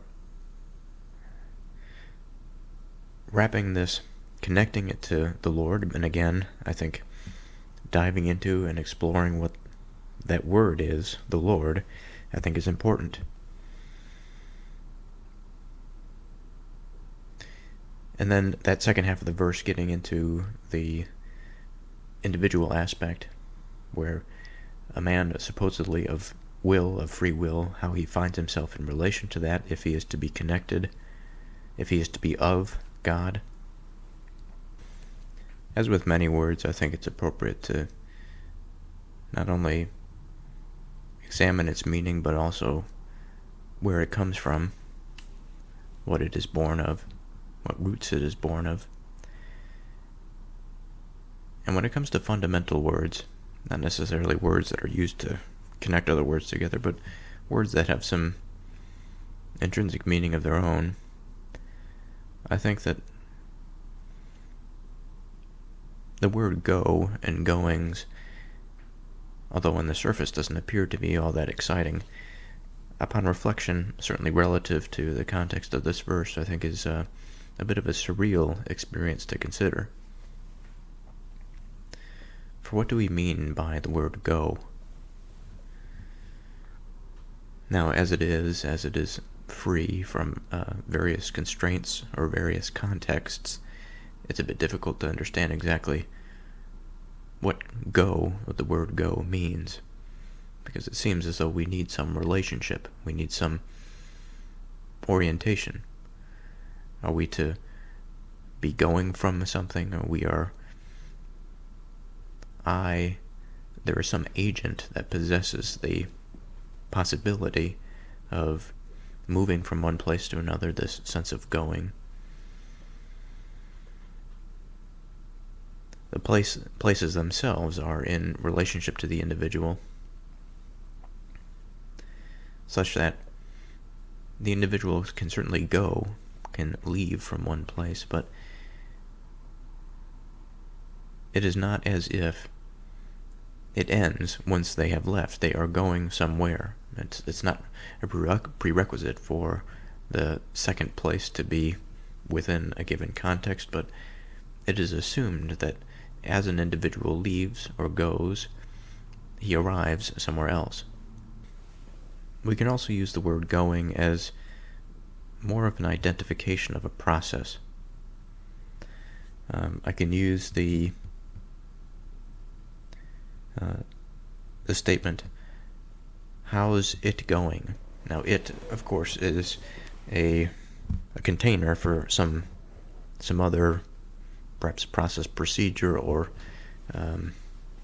event. If I say to somebody, how's it going, it could mean, well, how is your life going? How is a particular aspect, depending on our relationship, if it's in a professional context. If I say, how is it going, the person's response to me is going to be a bit different than if I had asked a family member, how's it going? But regardless, this it has a larger context in it. So if I'm to ask somebody how's it going, let's say somebody had fractured their leg, and I'm asking them how is it going. And now they assume that I'm asking about their leg, and the it is that process of dealing. It is in part the process of healing, in part it is the process of acceptance, emotional understanding. It is perhaps many other components that might be wound up in that experience that is it. And I think that is fairly descriptive. The experience of something, when I say it, how is the experience of your fracture, your broken leg? How has that been? How is that going? The word going implies or suggests that there is some tangible way, there is some graspable way of drawing a thread through many different types of experience, such as you can imagine a visceral type of experience with the pain that's associated with a fracture, the limitation of mobility, perhaps some of the consequences that are secondary to a fracture. Perhaps there's nerve involvement, whatever. Perhaps there's increased sensation of the skin. And as I've mentioned also, the various psychological, psychosocial factors that bleed into that sort of thing. Now, the person may not understand exactly, or may not know exactly what stage or what process they are in healing. They may generally understand by the input that they are given from the fracture site, but perhaps it doesn't matter all that much. The point is that the going can be represented by a person. It may be represented better or worse. We can be given more or less information that they have paid attention to, but the degree to which they pay attention to that information of the experience is the degree to which they can explain how the way is. Or that going. That going is a way. It sort of is as if one is going on a journey. An experience is sort of like an analogy to hiking in the woods. It is a way. You follow a path. Experience is much like that. It creates a path in its wake. Now, the experience and the path itself, I think, can sort of run back in on itself. It can, at least in the human context, when we undergo an experience that we are currently going through, that self-reflective process allows us to go back to a certain point within our memory, retraverse that trail, while also paying attention to the experience that we are currently going through. So in the case of the fracture, if somebody is prompted by the question, how is it going, they may try their best to recall at that moment exactly the things that might satisfy the way, the things that they remember about the experience that are most salient. And I think salience in and of itself is something that's an interesting topic. It is something that can be improved on. It is something that can be focused or sharpened, again, depending on the context. If someone were to be asked, how is the breakfast going, and if it's sort of a mundane experience, it's a similar breakfast that's had every morning, perhaps there's not much thought or salience that is involved in enjoying that breakfast. It's just sort of something that is done, or even something even more mundane, regular, like brushing one's teeth or making food for the day. This is largely something that we put on autopilot. There's some meaningful significance, of course, otherwise we wouldn't do it perhaps, but the experience and the way that is produced in this wake, the relationship that we have to that experience and the memory that we have, is not going to be as solid as the memory of something that is probably disproportionate or just in general more salient, because we can have strong feelings, a strong landscape develop for which we can remember things when things are new or things are difficult, things are challenging, things are painful. And to get back to what I was saying, as that question is asked, that going, and one begins to draw the line through that process, as they continue to walk that journey, I think if they are prompted sufficiently, their attention to that experience, and therefore the memory of the experience and of the objects that they were asked to pay attention to, creates a more solid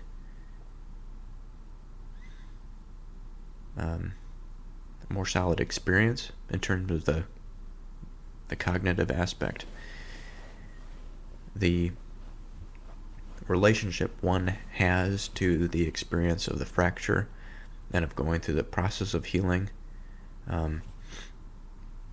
can be modified, of course, if one pays more attention to it, if they put effort into a type of recovery that involves a lot of self-reflection and involves a lot of action in terms of using the extremity such that they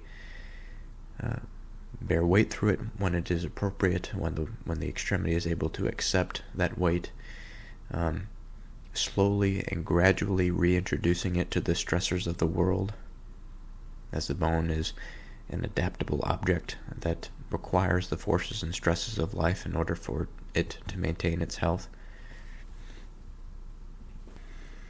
Now, this is a particular type of way. The question is, well, how does this way relate to that original question? How is it going? Because I think that the question of how is it going is a proverb in and of itself. It is a prompting to consider and to think. Nothing more probably is required than just that question, how is it going, because oftentimes a person may respond quite dejected to that claim, or to that question rather, and there may not be the type of consideration that would cause some change in behavior or prompt one to the depth of thought that is necessary in order to increase one's going, or increase their way. And what does that mean, to increase their way? Well, it means to increase their attentiveness to the problems that confront them.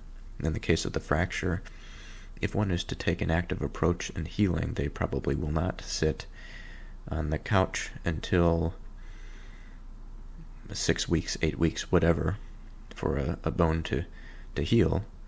Sometimes there is an active process that's required. Sometimes that involves surgery. Sometimes that involves putting hardware within the joint to fix the bone. Otherwise, the limb would be useless otherwise. Sometimes that involves an active recovery, going through exercise and slowly being reintroduced again to the stresses of life that are required for its normal health and required for our day-to-day goings, sort of a nested going type of situation we have. Not only do we have the goings of the experience of the fracture, but we have the goings of life that experience of the fracture is nested in, the sort of the day-to-day, the work, the family, all of the experiences that make up a person's life. So we have this concept, this Russian doll, that yet again returns. The Russian doll being this toy that has a large appearance, and it's split in half. You can take half of it off. Inside of it there are a bunch of progressively smaller dolls of the same form, but just differing based on their size. This is the nature of nestedness that I mean. Of course, I described it there with that nestedness of goings. And the question is, well, where does that nestedness go? Is it limited to just that experience? If we say, okay, we see this individual with a bunch of different nested experiences, and that is their goings, and there are different contexts by which we can ask, how is it going? We could say it in general of a friend, how is it going? And a friend can choose to answer however they might.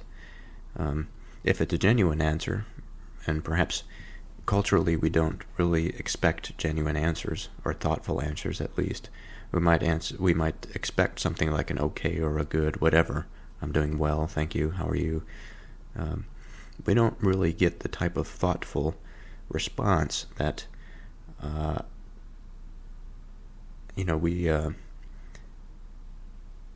one would hope for.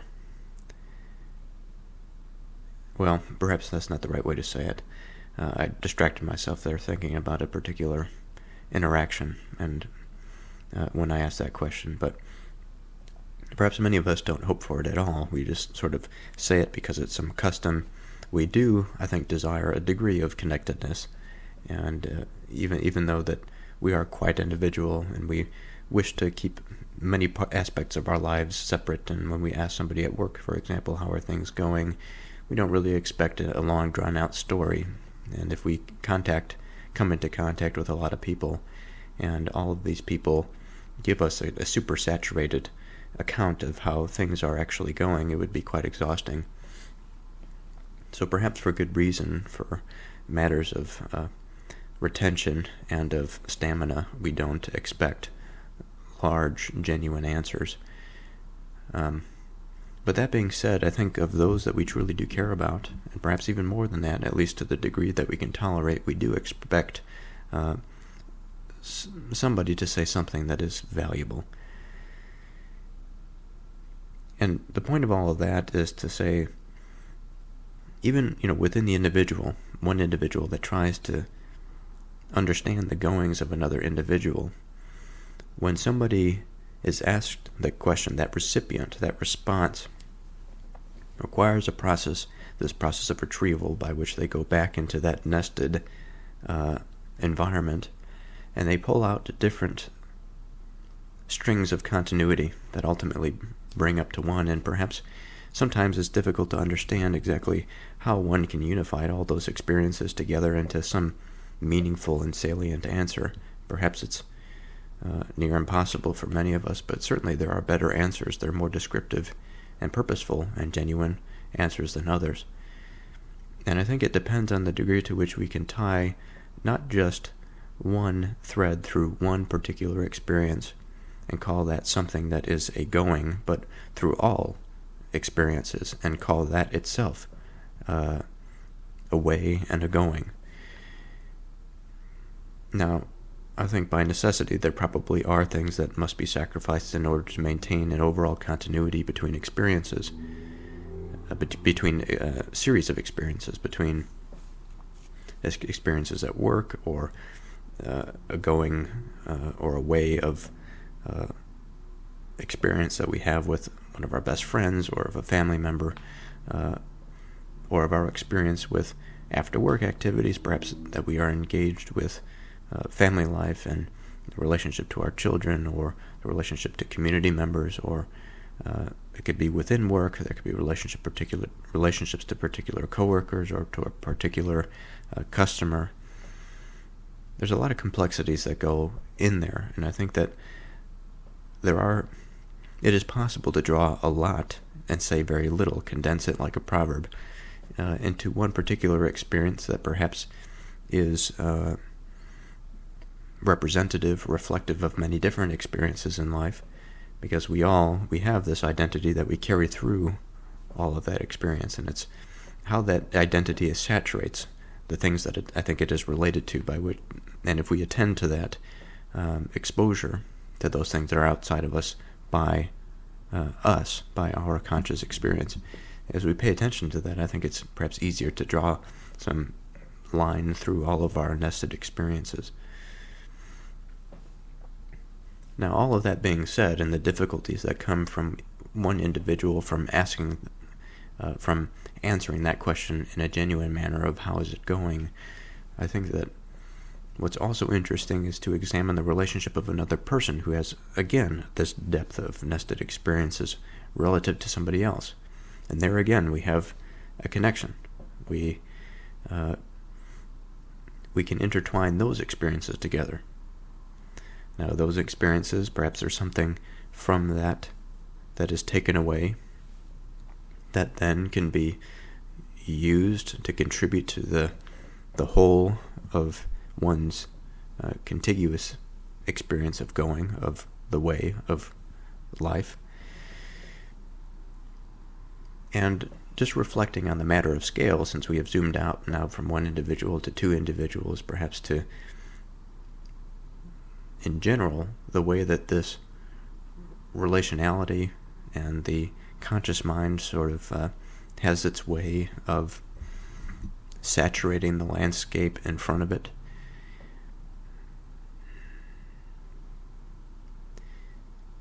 One has to wonder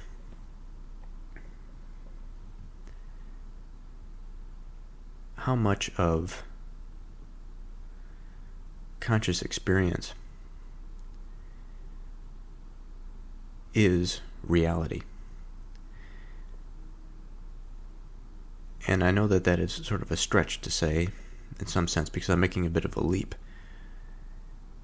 But as we look around us, of the material world, let alone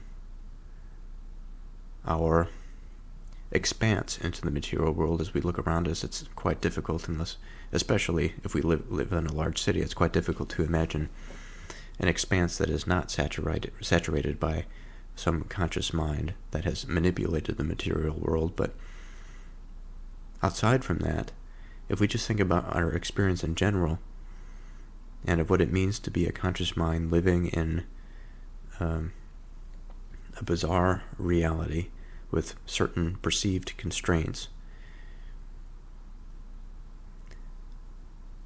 and various levels of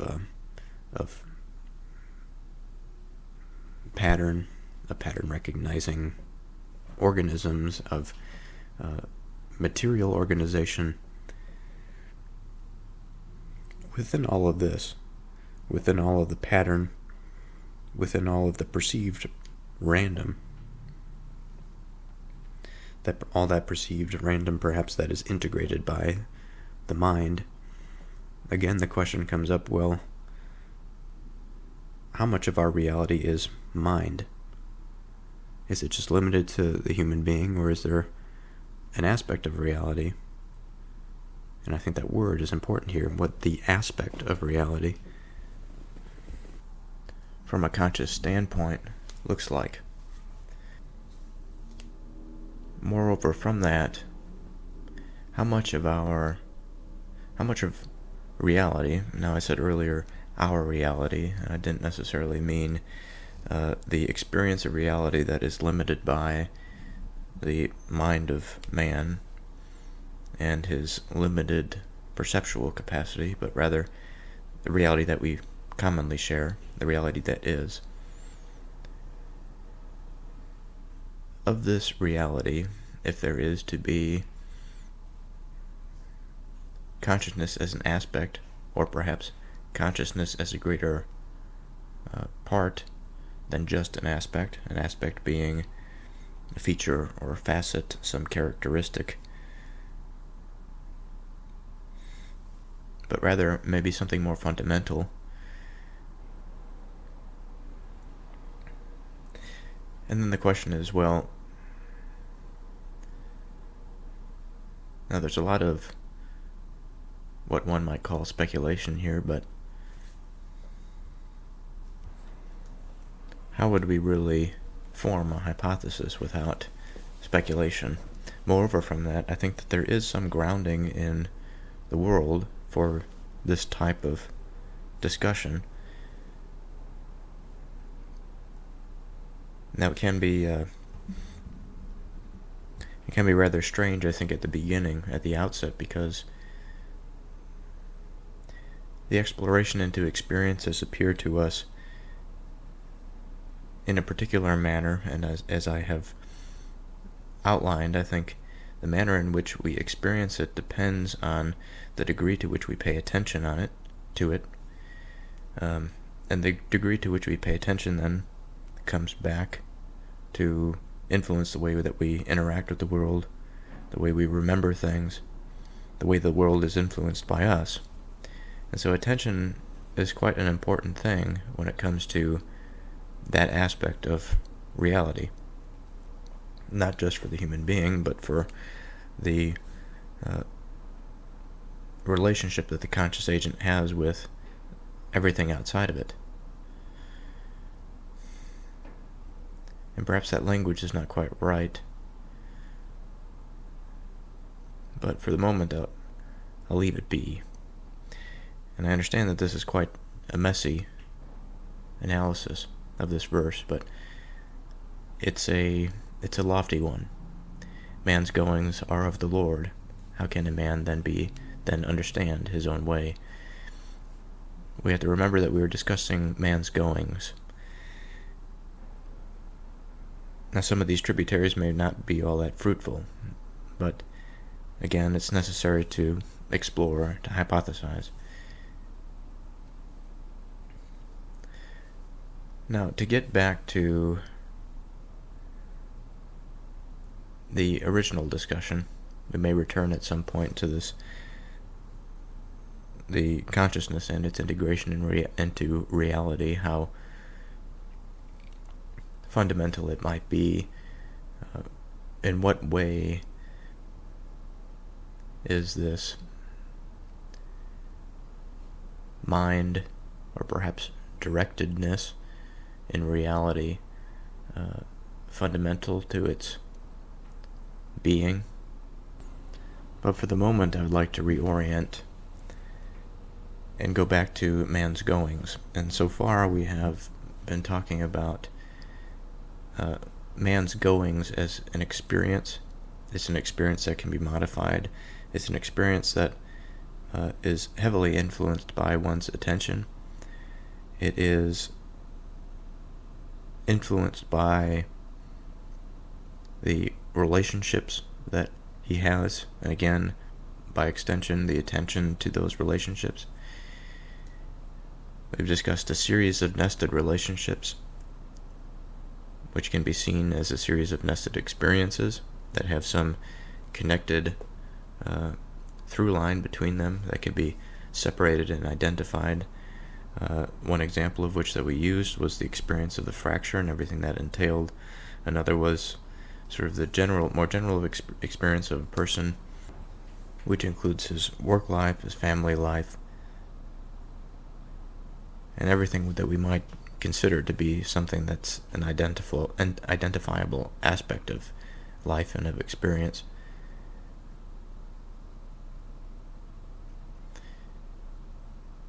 In this way, his goings form a path, a way, through which one can trace their steps.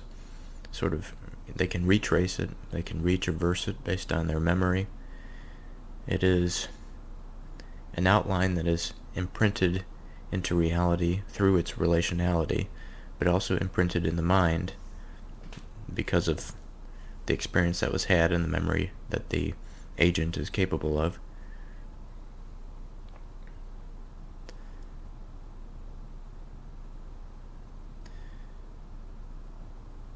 And so through all of this,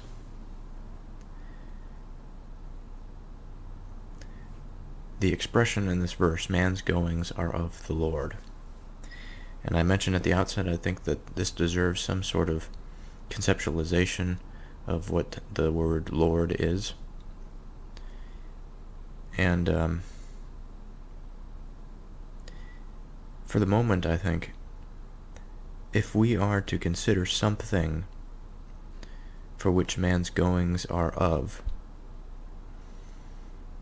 that everything that he experiences, everything that he knows to be true and is true, again, this is a complete match of man's understanding of the world outside of him and of himself, the reciprocal relationship that exists between the two, as it is in complete alignment, or relatively complete alignment, in the sense that his understanding of all the aspects is never going to be 100%, and yet his understanding is sufficient enough to act and behave in the world.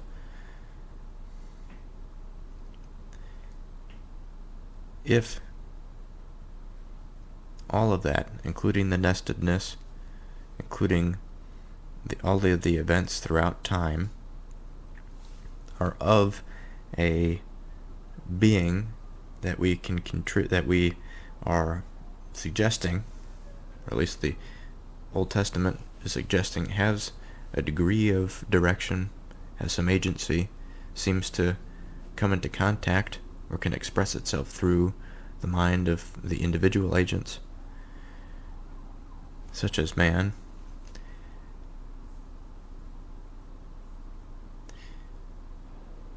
then one really has to, I think, go back to the question of, well, how much of reality is actually,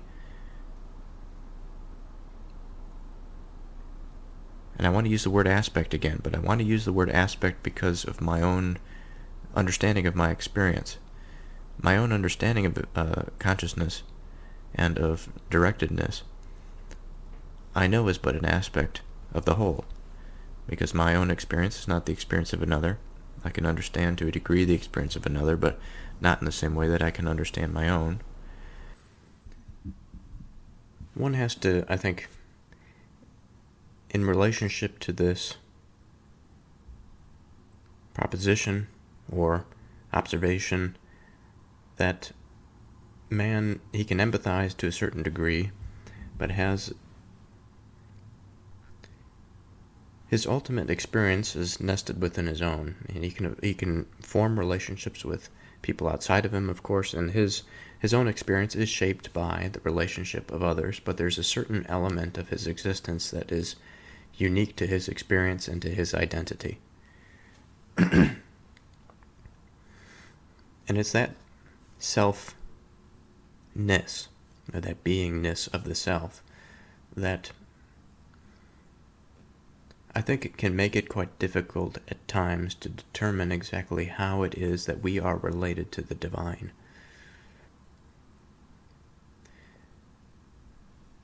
And the aspect of the divine, whether it is an agent similar to us, or whether it is something that has will and direction, but yet not a similar type of agency that we do. Self-awareness comes into question there. One has to wonder. But this type of reasoning I don't think is all that productive at this moment, and I know I've been engaged in a lot of it, but that is to say a lot of it in the interpretation of this specific verse. But I'd like to return to the comment about man's experience being nested within his own, because perhaps there's a seeming contradiction there between the nested goings and that of his own experience, and the degree of relatedness that actually occurs in order for one's own self to be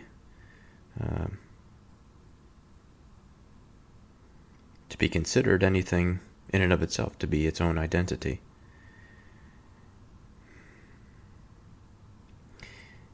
And in some sense, it's almost impossible for me to imagine a self that is divorced from experience and this nested going, the nested way, the various experiences that he has in his life and the interactions of others. Of course, he can find himself in a very,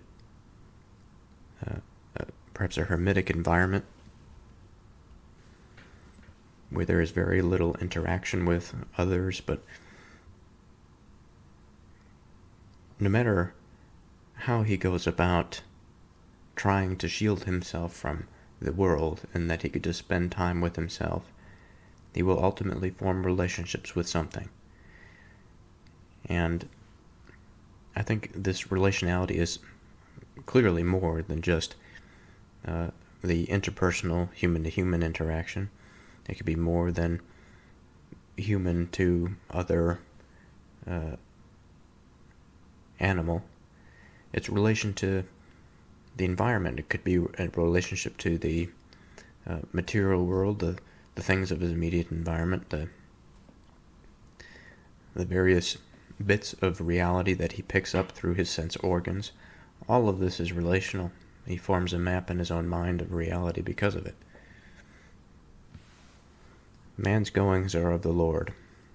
How can a man then understand his own way? So here I hear a bit of pessimism. How can a man then understand his own way? We can ask, well, why would one, under what circumstance would one be prompted to ask that question? How would a man understand his own way? Well, certainly his own way is developed by his own will, by his agency. Surely he has some control over that. But in the first instance, if we are to suggest that man's goings, all of his experiences, are of God, perhaps they're a part of God, or it may be conceived that they are from God, but I think of is an important word there. That is sort of like a part of. And if God is to be this agent that has purpose and direction, it has a will of its own, then how exactly are we, the agents beneath it, willful of our own accord? Is there such a thing as freedom of will? And I like how not often, every once in a while, but not often do we see a question at the end of a verse. It's a curious thing for a proverb. And it's a beautiful thing that it begins with the declaration and then followed by a question. Because the prompt is now so much more expansive. The opportunity for creativity is much more vibrant. The landscape is much more traversable. And in this way, we are open to exercise that part of ourselves that does have this curiosity and seemingly directed and conscious, willful aspect of ourselves. To the degree I think that our will exists, we are the agents that can reflect back on that structure that feeds into it.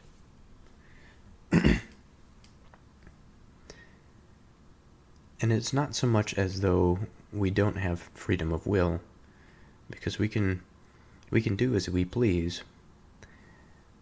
There are plenty of things in our own experience that we are not free of. Our will doesn't prevent us from dying. Our will doesn't prevent us from paying taxes without consequence. Our will does not automatically transport us to a different world or under a different set of physical constraints.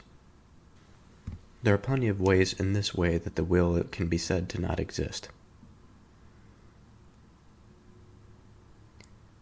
In cases of destiny and the things that are so far beyond his conception or ability to perceive, the amount of information, and perhaps the probability, the calculability of a man's life, and all the possible choices, perhaps one can make the argument that everything can be reduced to a calculation, and that no matter what he chooses to do in life, he is ultimately not free. His agency and his self-directedness is ultimately determined. And I think that, at least in part, the second half of this verse is prompting us to consider that possibility. How can a man then understand his own way? If it is the case that we are a part of this expansive, fundamental principle, the unified one, that fundamental principle, that peak of the mountain or the center of everything, surely the infinite understands the path of the finite. Surely the infinite is a mind above the finite, such that it understands things about the finite that it has not even considered or committed. But I think within the landscape, I think we consider two different extremes, two different levels of or modes of existence. At the level of the human being, I think it is much more immediate. Our conditions are much more temporary. Our concerns are different. They're different to a degree. Now they're different, perhaps by nature. They are different, perhaps not by want in some cases, and in many cases the concerns of man ought to align with the concerns of the divine. Or I should say the way of the divine. I don't want to say concerns at this point. I don't want to attribute too much of the human agency to that of the divine agency. So the goings and the way of the divine, man tries to find the goings and the way, for he and his existence is a part of that going. And to understand how we are a part of that going is an exercise of his will, because it's an inherent relationship.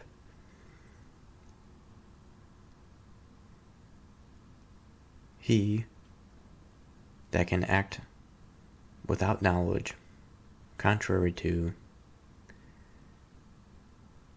or within tandem, or in some relationship with, suggests, I think, a conscious willful agent.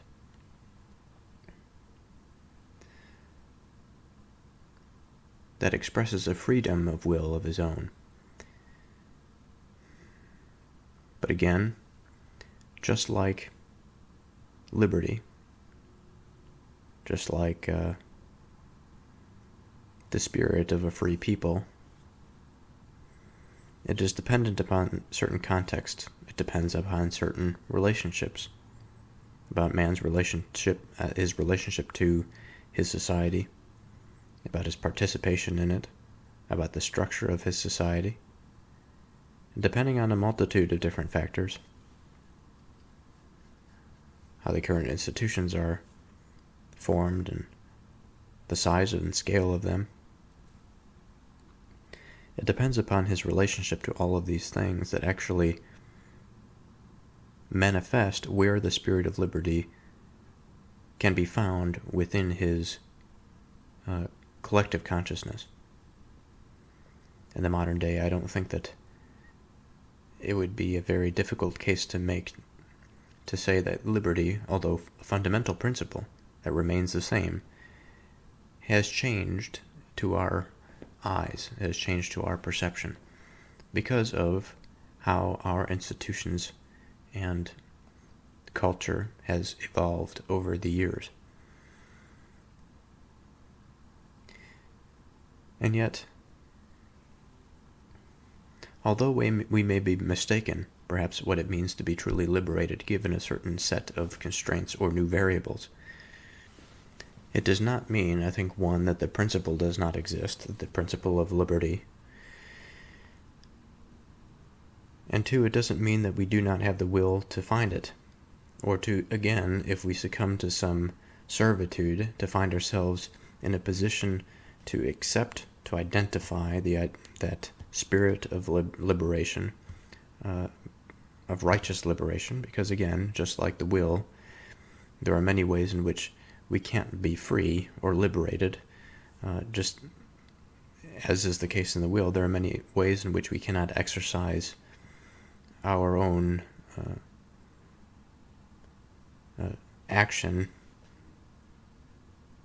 as though we were not constrained with certain variables. At a certain point, I think liberation and will are very similar in that regard. Well, that's why I'm using it as an analogy, obviously.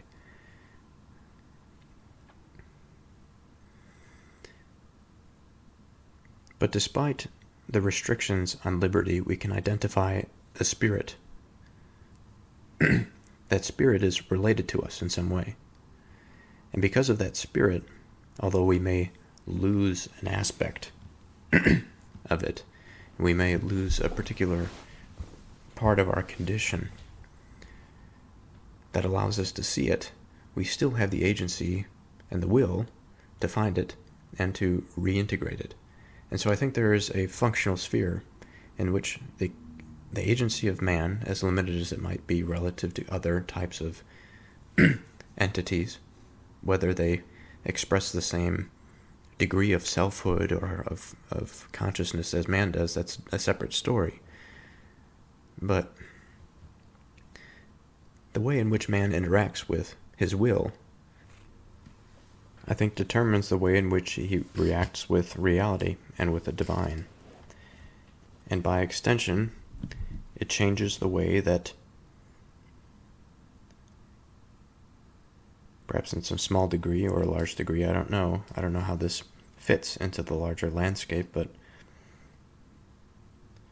I suppose we can imagine something that is identifiable in some way as a node in a network. A node of this network is articulating with different nodes of the network, and each node could be quite sophisticated or not at all sophisticated. But for the network to exist, it requires those nodes. It has to be something in and of itself. Now, the principles of that network may be difficult to identify at a certain level. But much like liberty, the spirit of liberty, or of maybe we can say a tyranny, or of any number of cultural contagions, or not as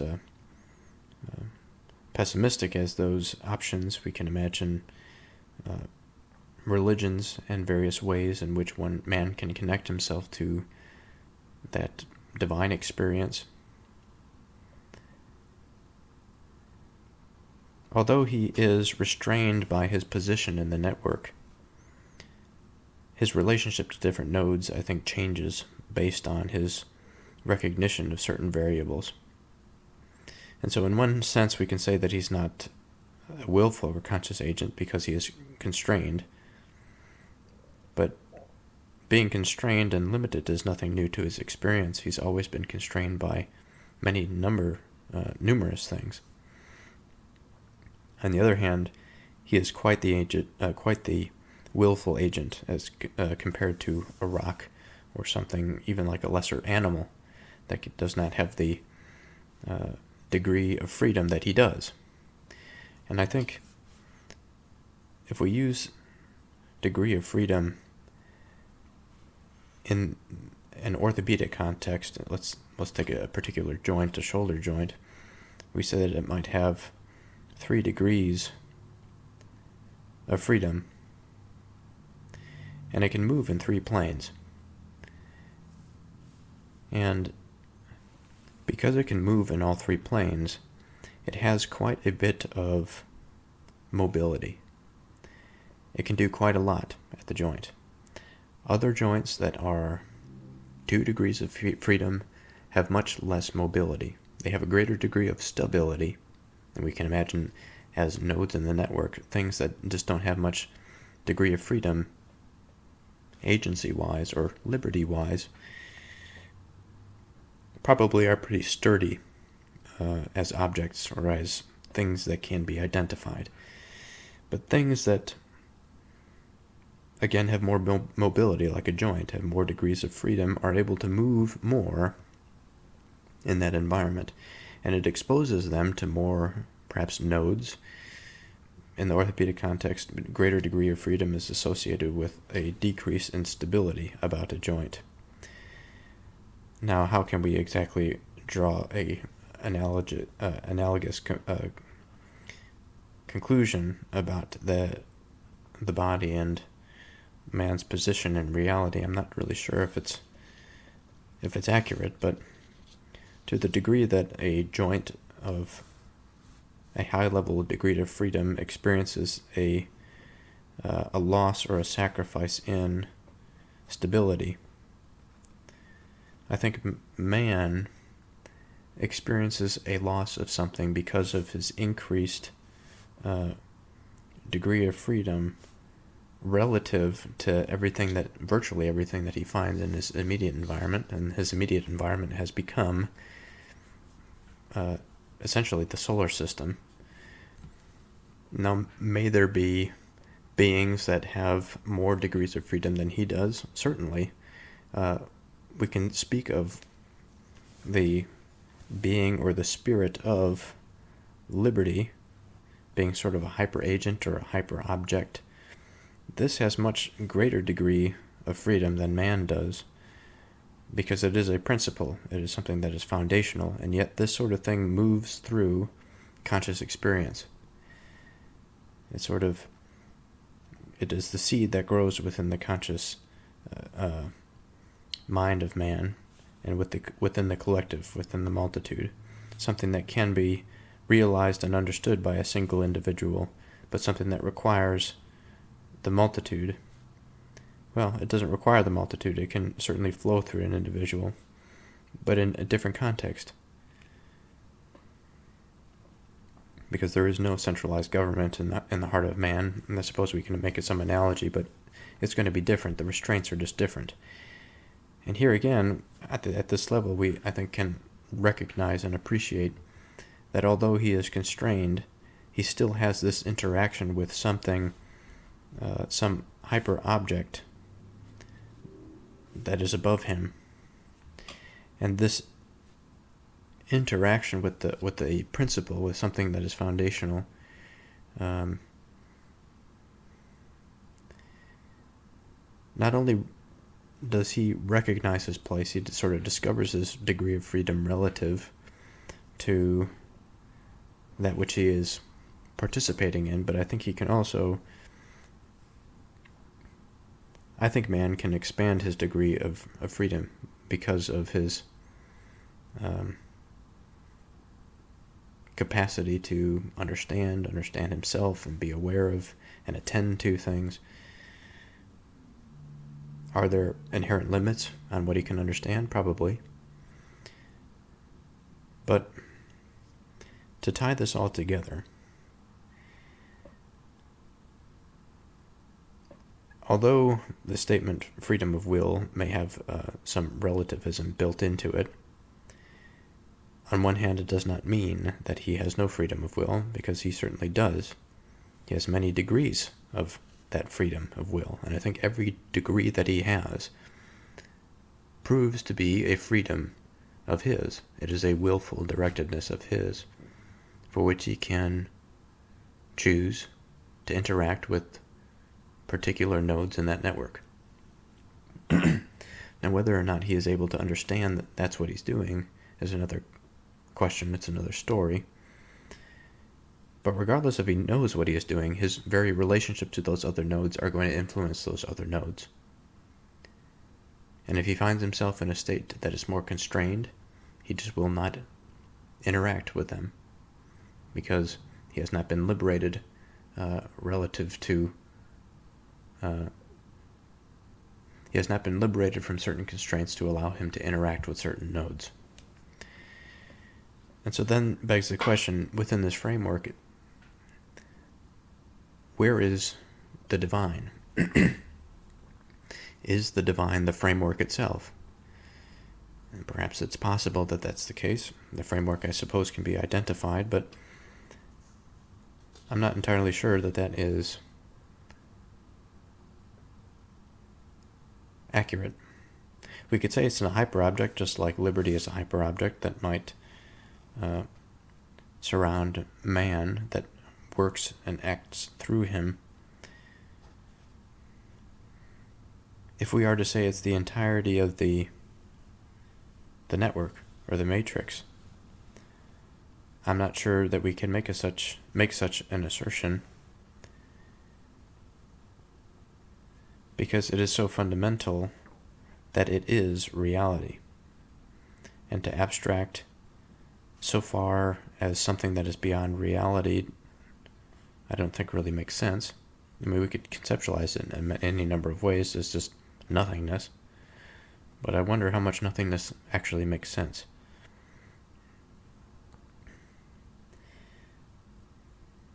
Because in order to imagine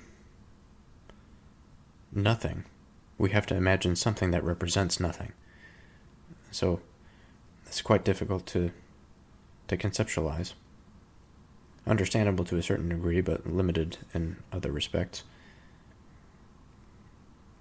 And we have to wonder, within this question, how can man then understand his own way? How can he understand it if he is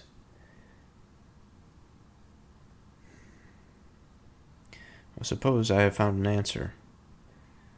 The answer that I have just sort of stated. That although he is limited by the constraints of the world and of reality, he is a dynamic being. He is not a computer. He is not a mechanical object. I was having a discussion with somebody the other day about the finitude of life. It wasn't explicitly about the finitude of life, but it certainly touched on these topics. And the body has a funny way of aging. It has a funny way of aging relative to the condition of the biological system. The biological system being dynamic under the forces of life. His body grows and it develops, but also under the forces of life, his body decays and dies. And it's because of the cessation of the process of renewal that he eventually succumbs to his own finitude, and his conscious mind perishes as a result.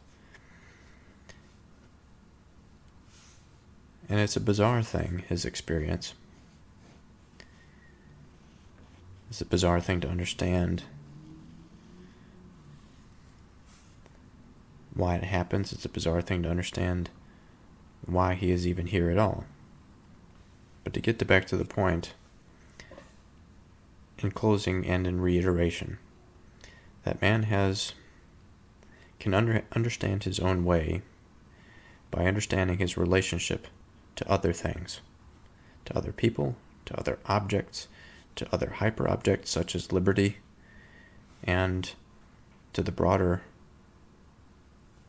space of hyperobjects, which make up his culture, which make up his close relationships, which make up his language. All of these things, I think, create this molecule-like matrix or network within his own mind, for which he is better able to develop a map of the structure of his reality. And if he has a good map, he has a good understanding of his way. But his way, of course, is within the map. It is not... of course, a map is not something that he is making up. I think his relationship within that environment will influence the makeup of the map, but he ultimately explores and writes down what he finds. And much like the body, and perhaps unlike the mechanical way in which we consider the material world, I think reality is a dynamic thing. Again, much like the body, that it responds to the forces and constraints that are placed on it. And I think that this applies to the conscious experience as well. As he experiences something, or as he recognizes something, it opens a door for him to experience a new type of relationship, whether it be good or bad. And I think it is in this way that he is able to understand his own way. Because his own way is going to be intricately linked to the way of all things, of things that he is related to. Now, if he's in relationship, has some understanding, some level of relationship to the divine, since his goings are of that divine, he then has this reciprocal experience and exchange with that hyperobject, whatever it might be, that set this whole thing in motion. Now, this is not as precise as I would like. Some other rationalizations or philosophical explorations have much more definite conclusions. I'm not entirely dissatisfied with this, but there is still a lot of work to be done there, and I'm very interested to see what other patterns are in the Proverbs, but also in future books, especially as far as I'm aware in the book of the prophets, much more complex patterns are to be had and emerge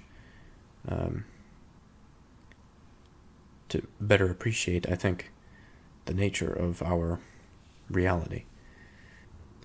But for now, I'm going to end this episode here and continue next time with chapter 20 of the Proverbs.